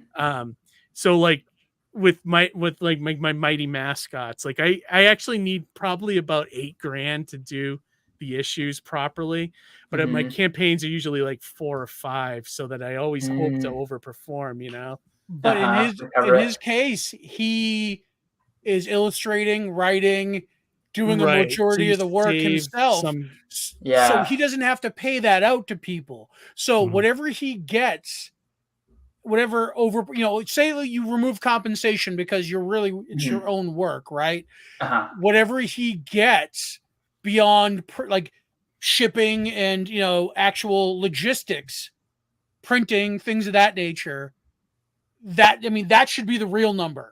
And then anything after that, the overperforming after that, that's your compensation. And that's where you hope, okay, I can hit it hard. But to kind of bake it in already, you give people that sticker shock needlessly. And that's my perspective. Yeah. Tony, what did you have a thought on this? Oh, I don't know if I'm the best example to go for, because with Star Noir, I basically put all the chips on red and let it ride, which is not not recommendable. But luckily, people really gravitated towards the idea, and that's how I got over the 10K. But yeah, I if it was like my first campaign, if it was like Reloader, I would really just like bring it back down to like, what is the amount it needs to cross for this thing to even exist, and just everything else after that is a bonus. Yeah. One thing I was going to say, Javen, how it says volume 1. So how big of a book is this? So this is essentially like an issue 1 and 2. Although it's not like super strict on it. Like they're kind of like chapters, right? So some of them are 26 pages, and then some of them are actually are 24 pages. Some of them go a little bit longer. So have you thought about just doing like one single issue and getting it down to like a just a single issue level, which might cut the goal in half, maybe, like that's true. Yeah, and I know it's good to hear like all the different strategies for this. So absolutely, the thinking behind this is that like, one, it's honest, like that's what I would need to like fully do it. And I get that like sometimes you just gotta. Well, what if you thought about it this way? Like if you did just a single issue, but you could have the second issue as a stretch goal. So like, say you do overperform and you make like 9 or 10 grand, then you'll unlock the second issue as a bonus for the people. Something to think about that way. What I would do, I would run volume 1 with a reduced rate, hope it does well, and then save volume 2 for a separate campaign. And then volume 2, you could overperform because whoever didn't buy volume 1 then would hop on, and you could sell volume 1 and on volume 2 as well. So and then you basically, and then plus all of the readers that read the first book, they would be coming back and helping boosting your numbers on the second campaign. Right. It's almost like thinking about a pebble rolling down the like a snowball rolling down the hill and just grabbing more and more snow. The trick there is not to let too much time lapse in between the two. That's the key. If you can get like at max 1.5 year difference between the two volumes, that's enough time where people will be like, oh, here's the second one. I'm ready to go for it again. You know what I mean? Yeah. There's people who put it out every month and they kind of do well, but can only go so far before they hit their capita. So to have well-spaced, give people enough time to read it, word of mouth, things of that nature, and then you launch the second campaign, that gives you a little bit more. So, you're not basically, because if it was available now, people just buy it now and that's one shot and it's done. Whereas the second campaign, it could grow bigger because it's building off the first one. Yeah, that makes sense. Yeah. And so I wouldn't rush. Going back to your question, Keith, on like why I have this pairing. So that's why I call it just volume 1, because it's not like exactly issues 1 and 2. I think part of that was I wanted to make sure that when readers got it, that they could go through it and it's fulfilling still. So they don't feel like they got half a story, Gotcha. And it almost took me like 2 issues to like be able to get an all right arc where I feel like I delivered on that. So how would you balance that?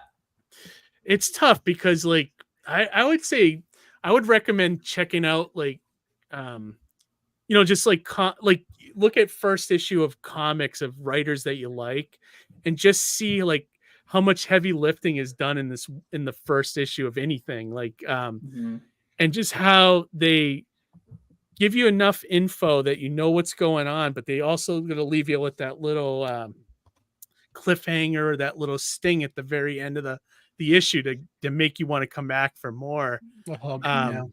Like I don't know. I mean, trying to think of issues that that affected me, like that, or like I needed the next one immediately. Preacher was like that for me. Preacher, that's a great first issue, and Some it's of the just early... them.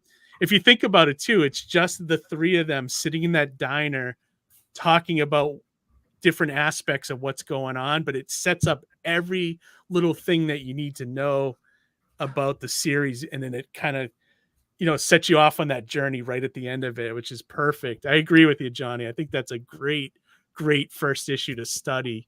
I can point to one I read today that's brand spanking new. What's and that? I've talked about it before. They actually announced it at New York Comic Con, and I was like, "Oh, I'm really looking forward to this book." It's Avengers Twilight, and it's basically. Oh, I read that too. Wasn't that great? Good is that it's issue? Really good. It's really good. It was so good, and the way it ends, it's like that's a perfect setup. Now I can't wait for the next issue. Yeah, you know what I mean. Out this week. So I highly recommend that issue 1 is a good way to set up a story. 2 is out this Wednesday, by the way, Johnny. Oh, is it? Yeah. Okay. And then I would say Ultimate Spider-Man #1 that just came out. That's lighting the industry on fire right now. It's a great first issue. Spider-Man's not even in the outfit until the very last panel.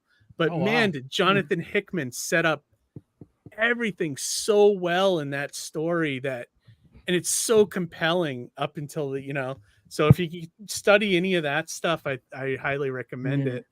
But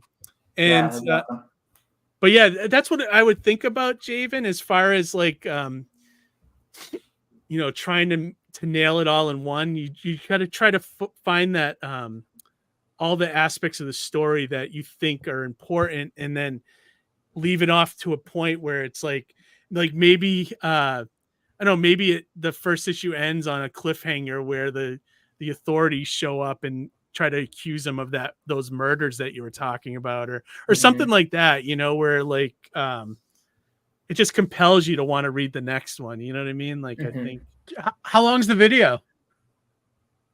The video? Oh, I'd have to check actually. I don't think it was too long. I myself think it's a little. Can we run it? But, yeah, you want. 6 hours long. I recorded it as if it was launch day, so it might sound a little weird. So I'm like, it's launch day, But we can go through it if you guys. Yeah, we'll for it. I don't mind checking it out. Sure. All right, let's take a look at it. You got the audio enabled, Keith? I do. Hello, everyone. I'm Javen Morris. I want to thank you so much for taking the time to check out this campaign page. This represents at least the last 2 years worth of work that I've put into this project, which I hope will deliver a story worth reading in a style worth collecting. I've worked on many different projects as a freelance artist, but I've never been more excited about a project than I am about this one. Because over the years, I've become very particular about high quality art styles and good storylines. And this book would give me the liberty to share some of what I believe to be the best of both with you. Brood Blood is meant to create a world that's both eerie and magical. In a medieval style city, we follow Jonas and his associates as they investigate recent murders in an attempt to clear his family name.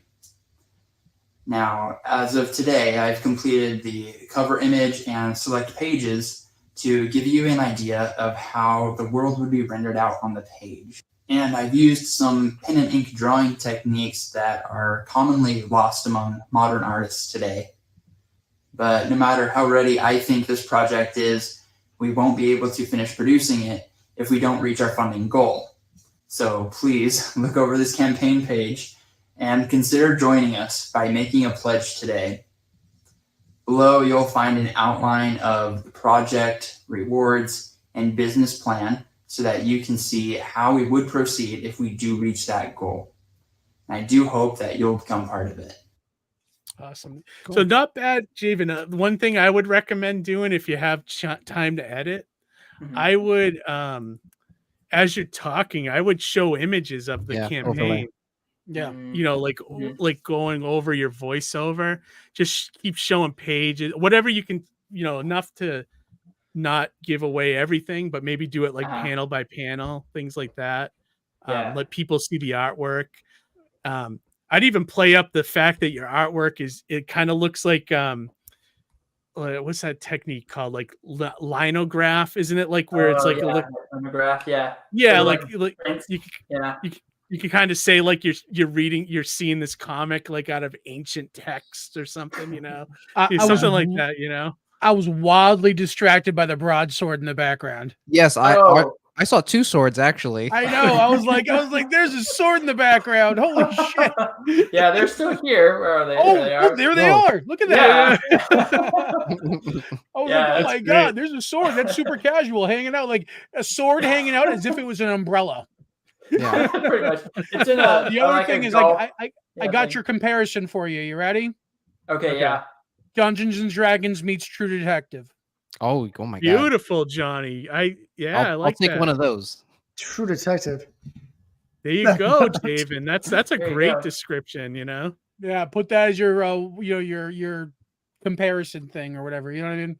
Yeah. Great idea. I'm That's actually good. like I haven't heard of True Detective. And I feel like a noob watch. for that. That's a good my show. God, you gotta watch True Detective. Yeah. Okay, I'll do that. It's a good show. It's a really good show, but episode 3 of season 4, I wasn't prepared to see. No I haven't spoilers. seen it yet. No spoilers. No, Harry, I don't won't- say a word. I won't ruin anything. I'll but, get there. but let me just say that Christopher Eccleston is in it. Oh yeah. And I wasn't Boise in prepared, it.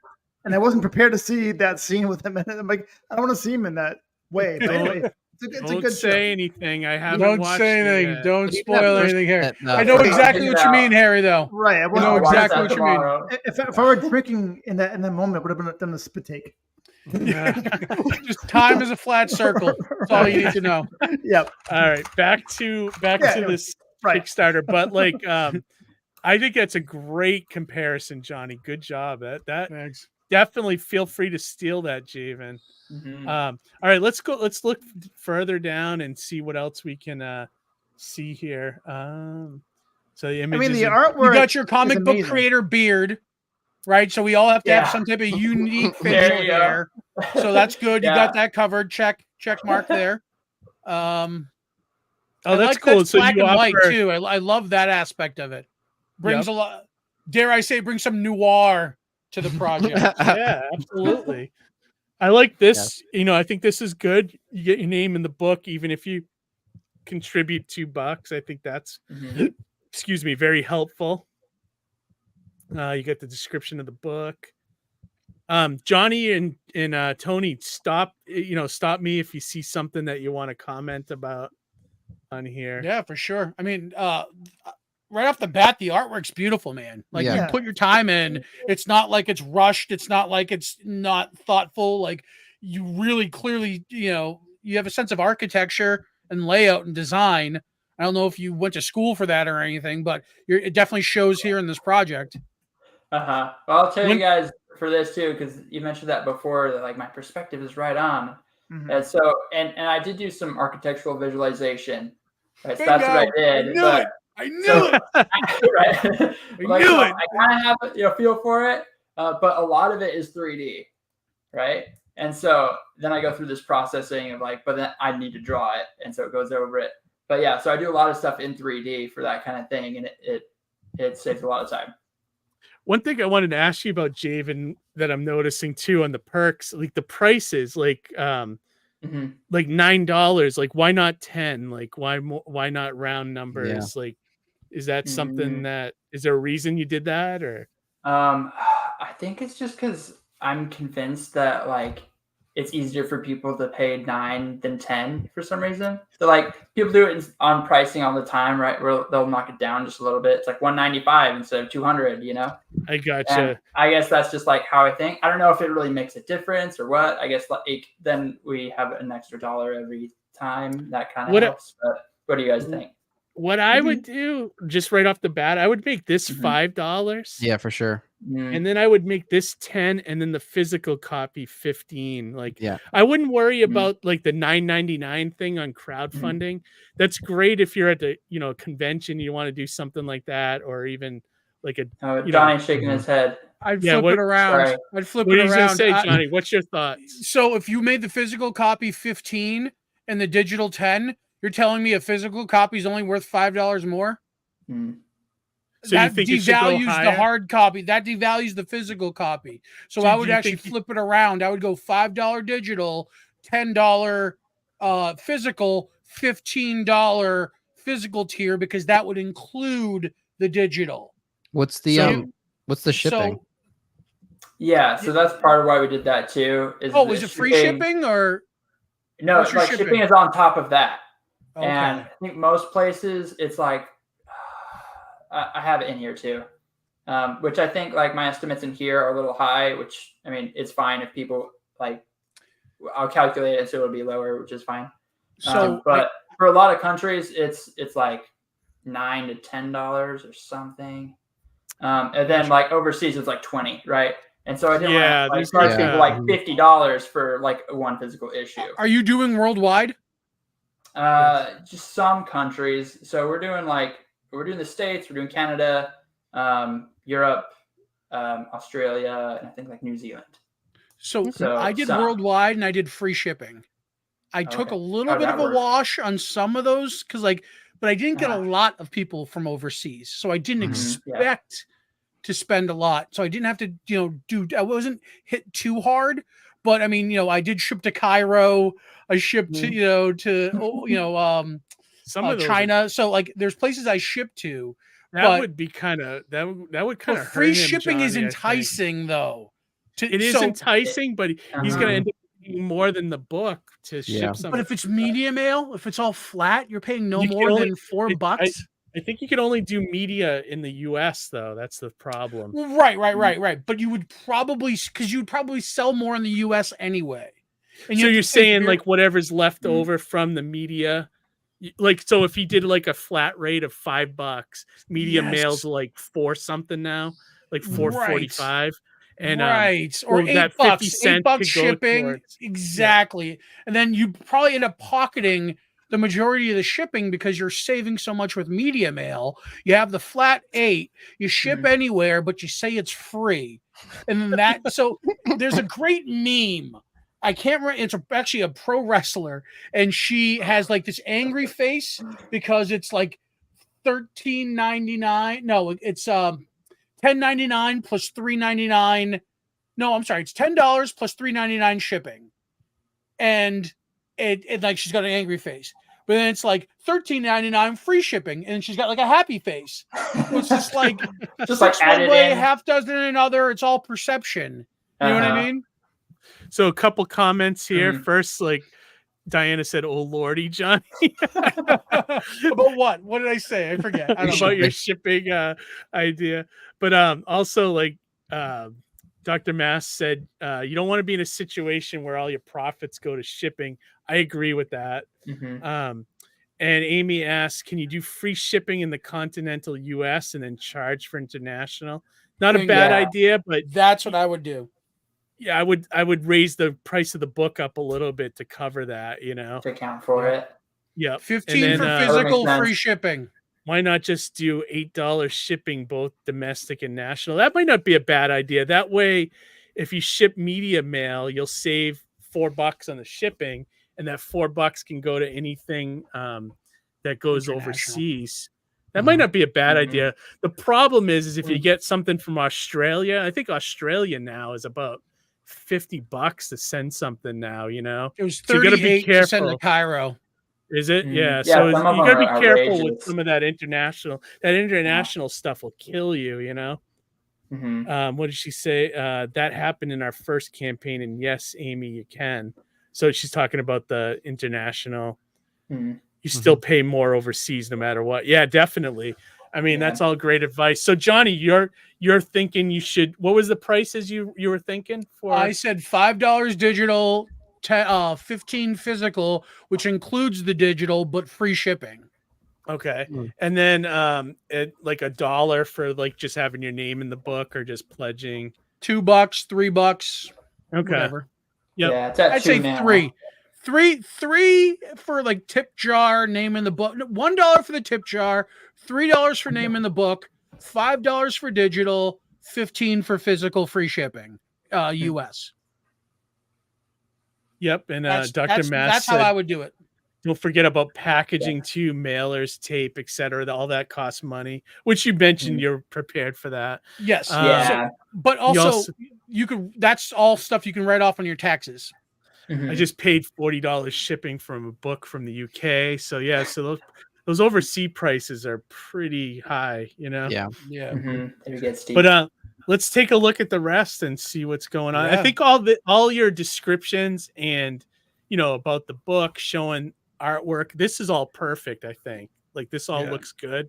So that's your standard cover, right? What's on the digital there? Yeah. Okay. And do you have an alternate cover as well? I have some variants done.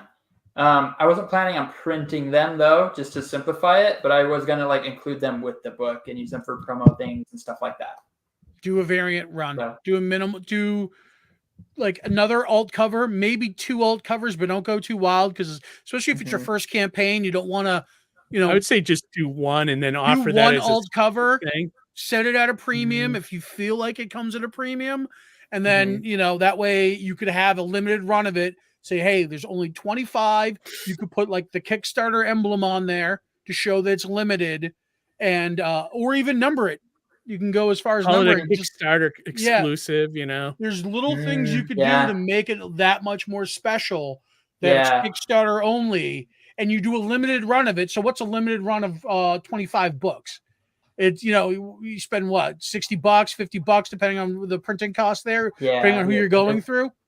And then in turn, you charge it a higher premium. Oh, well, because this is only limited to 25, I got to charge $25, $30 for this printing of it. You know what I mean? So that gives you a little bit more of a premium effect there.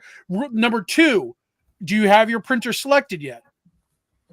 I do. Who are you going to? I've got a quote and everything through Morris Publishing. Which any reason why you went through there? What are they charging per copy? If you don't mind us asking. Could look it up. One of them is because we share a last name, and so I can allow them to put their ad in it. Okay. And they give you a discount or whatever. It's like free shipping if you do that. And then I was hoping like it wouldn't look too tacky because it says Morris Publishing, and that's like my name anyway. Yeah. And so okay, like wouldn't mind saving the money. Other than that, like I had looked at some other like specific like specialty comic publishers or printers, and they cost more. And so that's what I was looking at. But Johnny, are you like talking about Comics Wellspring? Yes. So Comics Wellspring, if you advertise on your campaign that you are going to print with them, they will offer you a discount. I think it's 10, maybe 15% off. And so you still have to pay for shipping and stuff, but you're getting a nice discount on your printing costs. And depending upon what your fulfillment's going to be like, that might come in handy. Now, apples to oranges, you'd want to compare your rates with Morris Publishing, obviously. But you also want to get a proof from both companies. So that way you have printed copies in hand just to see what it looks like. You don't want to go to print with Morris and you find out their pages are kind of flimsy, or, maybe they don't format the pages right for you. You know what I mean? And they print it wrong. They print it with full bleed or something, silly or whatever. Assuming they would know better anyway, but you never know.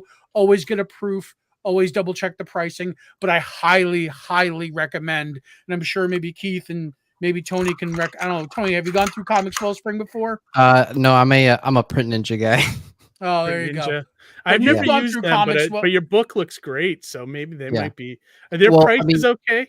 Tony? The thing about Print Ninja is that they are a little pricier, but they really know what they're doing, and they put out a quality book because print on demand, right? Don't they do a print on demand feature? Or? I don't know if they do print on demand. They might be only offset. But yeah, they're very thorough in making sure you get a high quality book. Benjamin Soto had a good comment here too, Javen. Something to think about.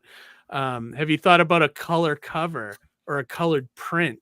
Something colored you can put at the top of your page to catch prospective eyes. That's great idea, actually. I hadn't thought about doing that. Like I had debated, like I talked myself out of doing color for the actual comic, basically. But I hadn't thought about just doing the colored cover, and then you have it as a print as well. Yeah, that's not a bad idea. That is not a bad idea.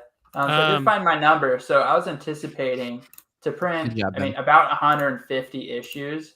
They would do it for like $3.80. It's kind of their rate for that many pages. Yeah. So I don't know how that compares. I think doesn't Comics Wellspring have a calculator on their site, Johnny? They do. Where you can kind of calculate the costs. Take a look at that, Javen, and see if you can almost like calculate the project before you even send them anything. and you can kind of see what you're paying for it. Keith, I don't know if you remember Jared Thorne was on the show with Heavy Kill. Yeah. And this was a fellow I met. He was next to him over at SPX. And he has this black and white book that's that was hardcover. Really nice, yeah. But it has the nice red text with some red spilling over. So, kind of a neat way to do a black and white book with some red or with some color accent. You know what I mean? Yeah, definitely. Dr. Mass said, I'm calling Johnny before launching my first crowdfunding campaign. Dr. Mask also has a complimentary word saying he likes the artwork. Oh, thank you very much. And Amy said that looks like comics are a newer product from Morris Publishing, so definitely get approved or ask for samples if you haven't yet. Great advice. Yeah, be worried if they're new. Yeah. Yep. And then since we're going on an hour and 45 minutes here, let's take a look through the rest of this campaign and see if we see anything else that stands out to you guys. Here's some more perspective. Yeah, no, I mean the artwork is you got the artwork really good, Dave, and the artwork. Look at that architecture right there. there. I appreciate that. I feel like if you could kind of market it, like saying it's like ancient text or something, or this is from like an ancient textbook, to kind of give it that extra feel or something, It does look like that. It does look like wood carving or something, or like that's what it reminds me of a lot. Like Lynn Ward, those wood. Yeah, exactly. Like it reminds me of that, and like it feels like it fits this story well, Physical copy and prints. I think that price is not bad for that kind of stuff. 2-pack physical copies, get 2 printed copies when completed. You may have to look at that number, especially if you change, the number for what a physical copy is. I would look at that and make sure. And let's see. I noticed that it says plus optional add-ons. What are some of your add-ons? Let's see. It doesn't show all of them there, huh? Some of them are like you can donate a book essentially, and that goes to like a library or a school, where we can get it in, and so we tell you like where that gets sent to. Cool. One of them is like a cameo in the book, because we're in a situation where a lot of it's not produced, so like we can put in likenesses or things so you can be like a background character in the actual. What's your price tier for that? I would make that a perk. It's an add-on. I would make that actual perk on the campaign. Oh, you think that's what's that? You think that'd be better as a tier? I know when I do it on my campaign, it always I usually put 5 options on there for having a cameo in my book, and they always sell out. So I always sell them, and you could probably get those depending on how high you want to go. I think people would pay upwards of like $100 to be in the book. You try that. I sold 3 for $300 a piece on Surrounded by Death. Yeah, so people are interested. People will pay for it. Okay, but you also have to think. Now you're on the hook for properly illustrating 3 faces. They better look good. Better get that life drawing in, Just kidding. I think Grandma, hold still. Yeah, right. Getting a piece of artwork, I think that's a solid price for that, and then you get the book on top of that. You might even offer a perk where you get you get a cameo in the book. You could get a piece of original art and the book. You could probably do $500 for that or something. Do you have any relationships with comic shops? Not personally. Also, like, I just moved, so all the ones I had are kind of gone. Well, so actually, that's a great opportunity now that you're in a new area to go to your LCSs and to say, hey, I'm a comic creator. I'm new to the area. Want to come check out the shop. Then you could say, hey, I'm launching a campaign with a retailer tier, and I can sell you 10 copies for a reduced rate of X. You know what I mean? And a few of my pledges were retail. I think I had 4 retailer pledges, people who backed that. So I was able to push out more books, So they were, in stores elsewhere, all over the place.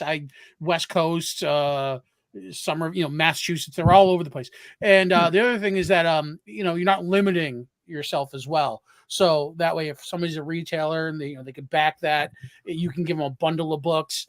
And you're getting the word out more than just this campaign. Essentially, you're putting it in stores, and that actually, and that's helpful too, because then you could also say, well, if you want, I can deliver this bundle, do a signing. Right. And then that opens you up for more media attention and more, you can do a press release, be signing at this location. Exactly. And then that's kind of where where you give yourself the opportunity, where you boost yourself as a creator and like you become your own, signal boost in that sense. You know what I mean? Yeah. I'd seen those on other campaigns and I don't know which ones I looked at. Maybe this was the thing. And I didn't know how well that would do. Like people were like, okay, 20 books or whatever. I'm like, oh, I didn't know if there were shops that like really bought into those, I guess.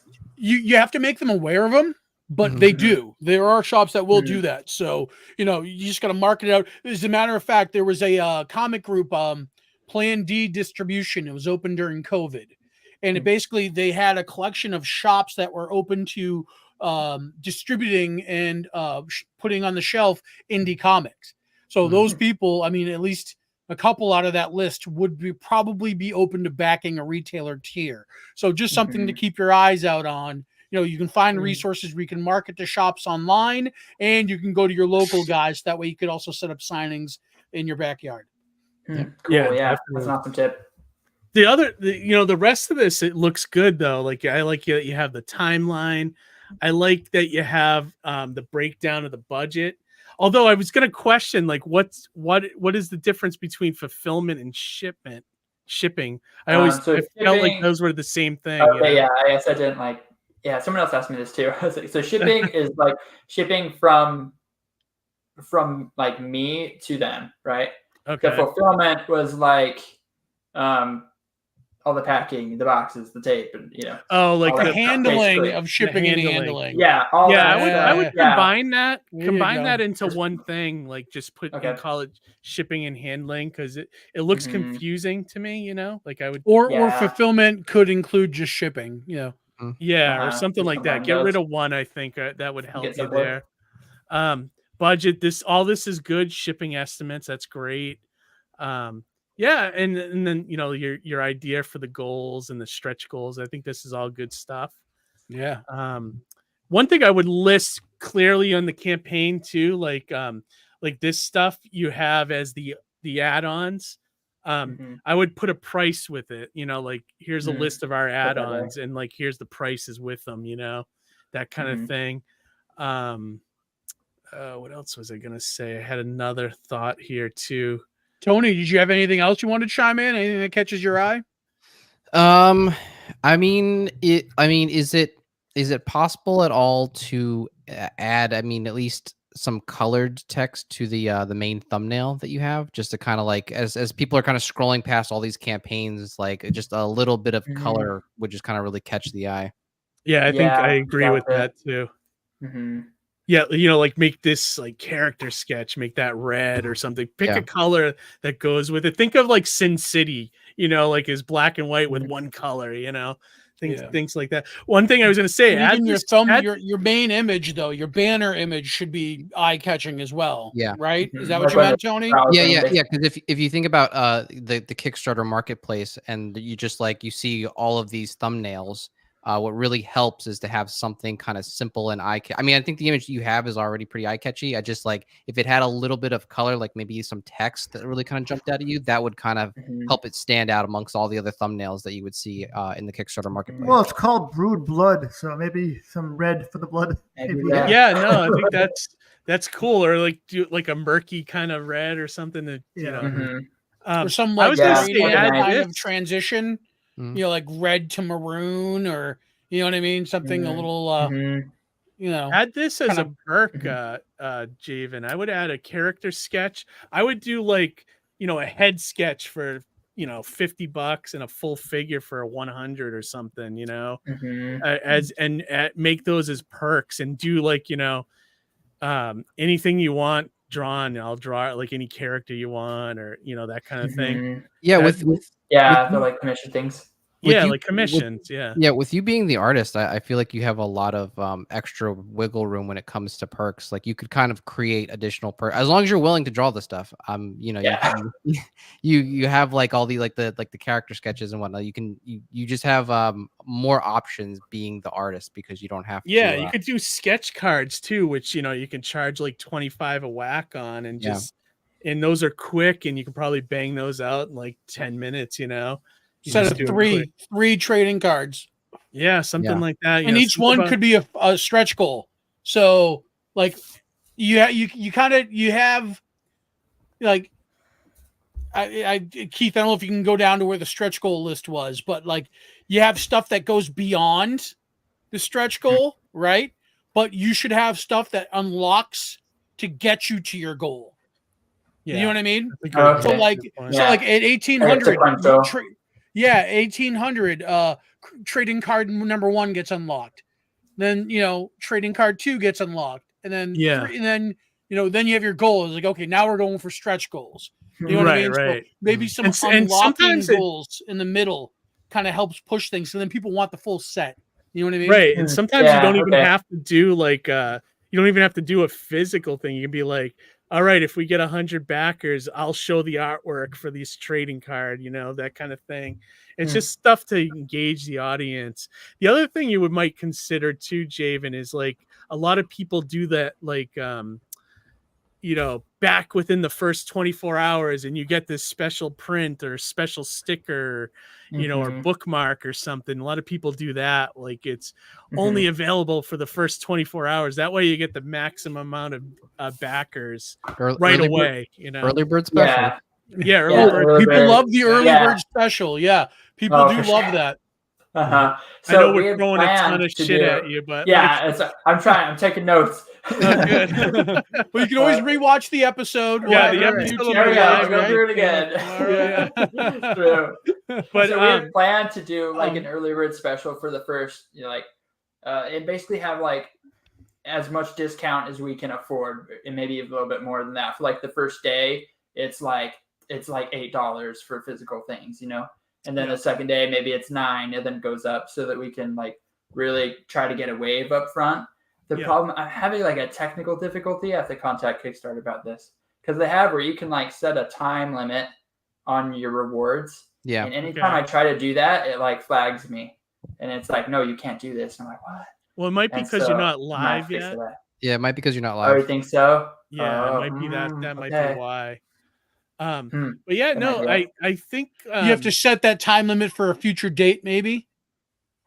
It's like set for future, like. It says like, oh, this has to be within your campaign start and end, but like I double check it and it is. So maybe it is because like I have to be live first and then set it up. Yeah, it might have to be live. Like Tony, have you done that before with yours? Yeah, I did it with we did it with Star Noir. With the first 24 hours, it was like $5 off the book. And then, that's not a bad idea too. You can offer a discount. Some people do that. The middle of my campaign was San Diego Comic-Con, so I put the San Diego Comic-Con exclusive for the weekend, the days of San Diego was during my campaign. So from like the Wednesday to Sunday, you could get that specific cover. You know what I mean? So like you could set that time frame up. It's like, oh, and see, people love that kind of exclusivity in the sense it's like, okay, you have to act now to get this because you're not going to get it before or after. Right. You come back like that. Urgency. And it was right. And it was, I made sure it was in the middle of my campaign to help counter and offset the lull. You know what I mean? So it's like you have this thing in the middle that kind of like has this urgency that gets people to back the campaign, gets them to jump on it. Even as an add-on, right? Only in the middle of the campaign, though. So it gets people to stay engaged, to keep coming back, to keep looking to see what's available. Yeah, and like another thing I would say too, Javen, don't rush it. Like don't like if it's not ready to go, don't like rush it just to have it live. Like if you're taking notes and then take what you want from our critique and stuff, and then kind of apply it. And then while you're making these tweaks to your campaign and stuff, start, tweeting out more, start sending more Instagram posts, start Facebook. And the more you get people interested beforehand, before you go live, the better. Like, I think you'll have a better result. When do you plan to launch officially? So we're planning February 13th. So it's 2 weeks from tomorrow. Okay. So as it feels like it's coming up, but I actually pushed it back once. So this is the second time. Yeah. So I would say I pushed my campaign back 3 times before I officially launched. Yeah. So there's no harm in deferring because, you got to be secure to hit that launch button. Yeah. Yeah. I would say definitely, defer it if you're not ready, and just make sure everything's absolutely perfect before you go live. Yeah, and in the meantime, start using that extra time, not only to just build the campaign, but also start getting your social media in line for it as well. You said you're doing it on the 13th? Yeah. The 13th. Okay. 13th. So I think it should be a Tuesday. Yeah, Tuesday, February 13th. It's the day before Valentine's Day. That's true. I didn't know if that was good or bad. I'd be concerned only for the sense of that you don't want your launch to be flushed out by fucking corporations buying a ton of ad space for selling whatever bullshit Valentine's Day stuff they have. So to that point, maybe defer to the 21st instead. And then that way you're running on mid-month to mid-month. Because the other thing is, if you run too early in the month or too late in the month, you're kind of possibly also dealing with people's expenses, their monthly expenses. Yeah. But if you can land somewhere in the middle, if you can land somewhere in the middle of the month, you might be able to kind of catch somebody on a good week where they have a little extra cash and they can throw towards your campaign. Unless you use Valentine's Day as a gimmick, like your bloody Valentine, brewed blood. You could spin it that way. Yeah, I'm like, does it work? You could spin it that way. Right. Yeah, definitely. Let me go through these comments too. We got a lot of great comments here coming in, and then we'll kind of start wrapping this up because we've been going sorry we're so long-winded. No, I hope we're stuff. not preachy. Are we coming off preachy? Oh, not to me. I don't know. I'm loving it. I appreciate all that. Tony, are we preaching? Out. No. This is great. No, I think we're giving them good advice. And good. I don't want to come off as preachy. I'm just literally everything I say is from self-experience. Yeah. Right. You know what I mean? Exactly. So that's. But I'm not the authority on anything. Yeah, ultimately to do what works best for you. Yeah, right. Take the advice, take what you want from it, and then leave whatever you don't want from it behind. Yeah, absolutely. Because when we're running these Kickstarters, we all have different situations. Exactly. So it's not one size fits all for everybody. So if there was some advice that you think that can apply to you, definitely use it. If other stuff, you can let that go. It's fine. Yeah, absolutely. Awesome. Thank you. My good friend Gazbot. What's up, Gaz? Good thoughts, everyone. Great discussion. I agree. Yeah, I met Gaz at Special Edition. Yeah. Gaz good to awesome. see you, man. Thanks for watching. Let's see. Comic Impressions is another printer to look into, and they have great quality. They do a lot of Scout comic books. I looked at a bunch of printers recently, and they were the best option right now. Oh, really? No kidding. I'm not aware of them. I'll have to look them up. Check that out, Ben. As far as price and quality. Okay. And then Dr. Mass said, and I look the best I have in years in Mighty Mascots. That's right. Dr. Mask bought one of the cameos in the book. So he's in there with his son, which is kind of cool. And then Ben said they are digital printers, so you can do smaller print runs. That's good. And then wife is sharing out the link, everybody. Sign up for Brood Blood today. Awesome. Kickstarter. Thank you. Yeah, that's awesome. That's great. Let me see. Dr. Mass, the Mascots definitely captured your likeness. Drax Gal Art. Hey, welcome to the show. What about collaborating with other artists, publishers to work on different variants for your book? That's another great idea. That's a great idea. Yeah. Crossover publishing.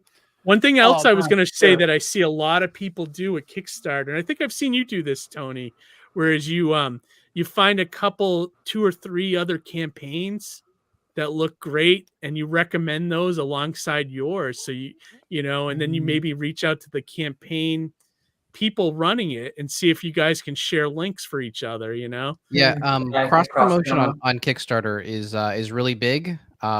Most people are down to do it, and it really helps if when you want to cross promote with somebody, that the project is relevant to whatever you're making. So if you see another medieval book or another true crime book, like definitely reach out to them.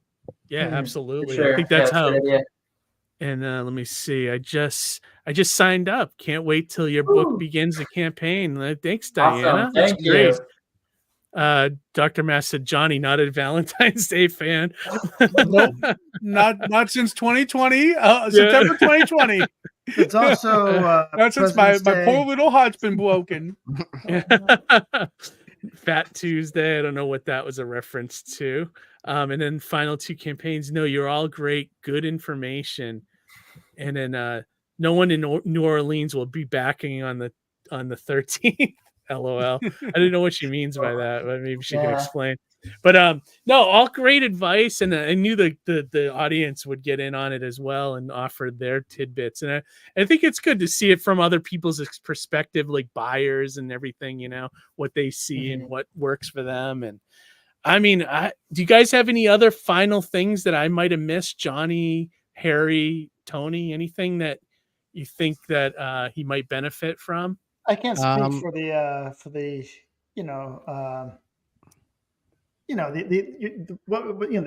the funding and all that stuff, the crowd funding and everything. But the artwork is pretty. As an illustrator myself, the artwork is, you definitely have talent. So I mean, that alone, the images are pretty amazing. It looks like it's a good product. Let's put it that way. Yeah. So I don't think you have to worry about that. You know. Do you have a mailing list? Not currently, no. We've been trying to make one. It's very short. We tried. It's a start. We tried Facebook ads for a bit, with minimal success, and so we did variations of that. So we'll probably go back to that and try to do another push right before. I got something I want to mention. Trying to do some different, more organic methods, I guess. Gotcha. So as soon as you hit launch on this campaign, you're going to be bombarded with emails from people saying they could help you get an amazing amount of backers. I haven't heard from anyone that's had success with that. So okay, gotcha. Don't buy into any of that bullshit. Yeah. A lot of it is just your social media game and then the working with other Kickstarter creators to try to help each other, so how about if the groundhog sees a shadow on Friday, 6 more weeks of comics? There you go. I like that. Johnny, Tony, Tony mentioned the mailing list. I think that's another great idea to keep building. Johnny, do you have anything else? Well, one thing I was going to say is if you need to find some type of like email aggregator accelerator, what you could do is you could Harry's reaction was like, oh my God, what just happened? So what you could do is you could set up some type of beyond just having people sign up at the campaign page, you could set up a link where if people put in or provide an email address, they can get some specific pre-sign up perk. So you can do say if you're going to do a set of trading cards, maybe the first one's a pre-sign up thing where if you do it in advance, you're guaranteed this card. And then you have more for the campaign. Do you know what I mean? So that's one way where you can kind of get some incentive beforehand, getting people on board before the campaign launches. Is offering a little piece of freebie just to kind of get them on. Yeah, that's a good idea. Yeah, no, all great advice. I think we covered everything pretty. Have we bored everybody to death yet?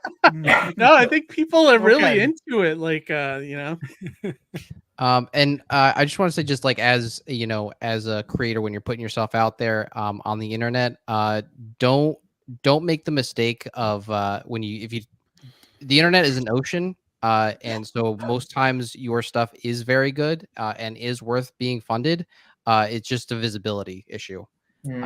So don't make the mistake of beating up your own work if you don't get a lot of visibility right away.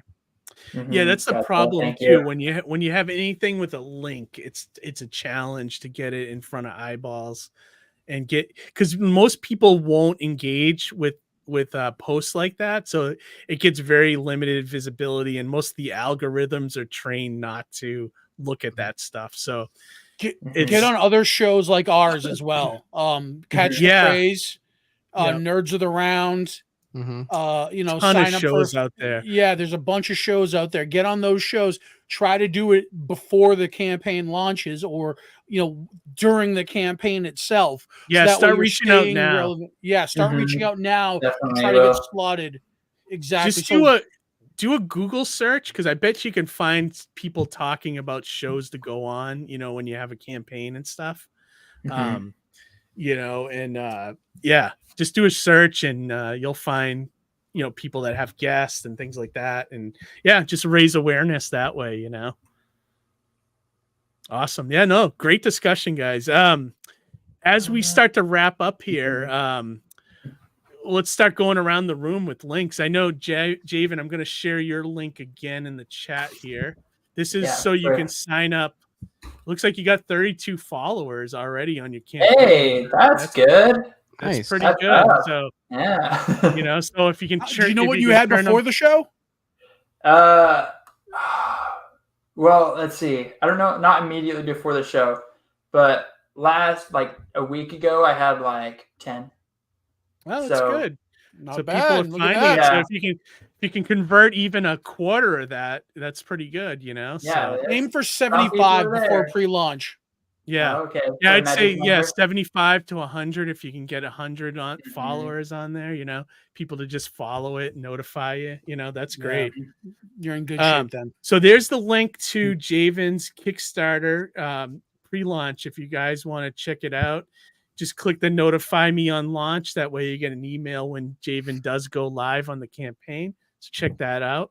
And then Tony, you have a campaign coming up as well. Did you want to expound on that a little bit?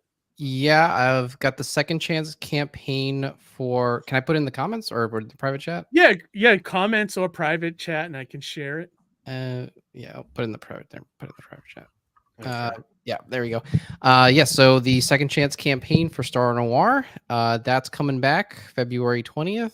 And yeah, if you missed the first campaign, you can grab books 1 or 2.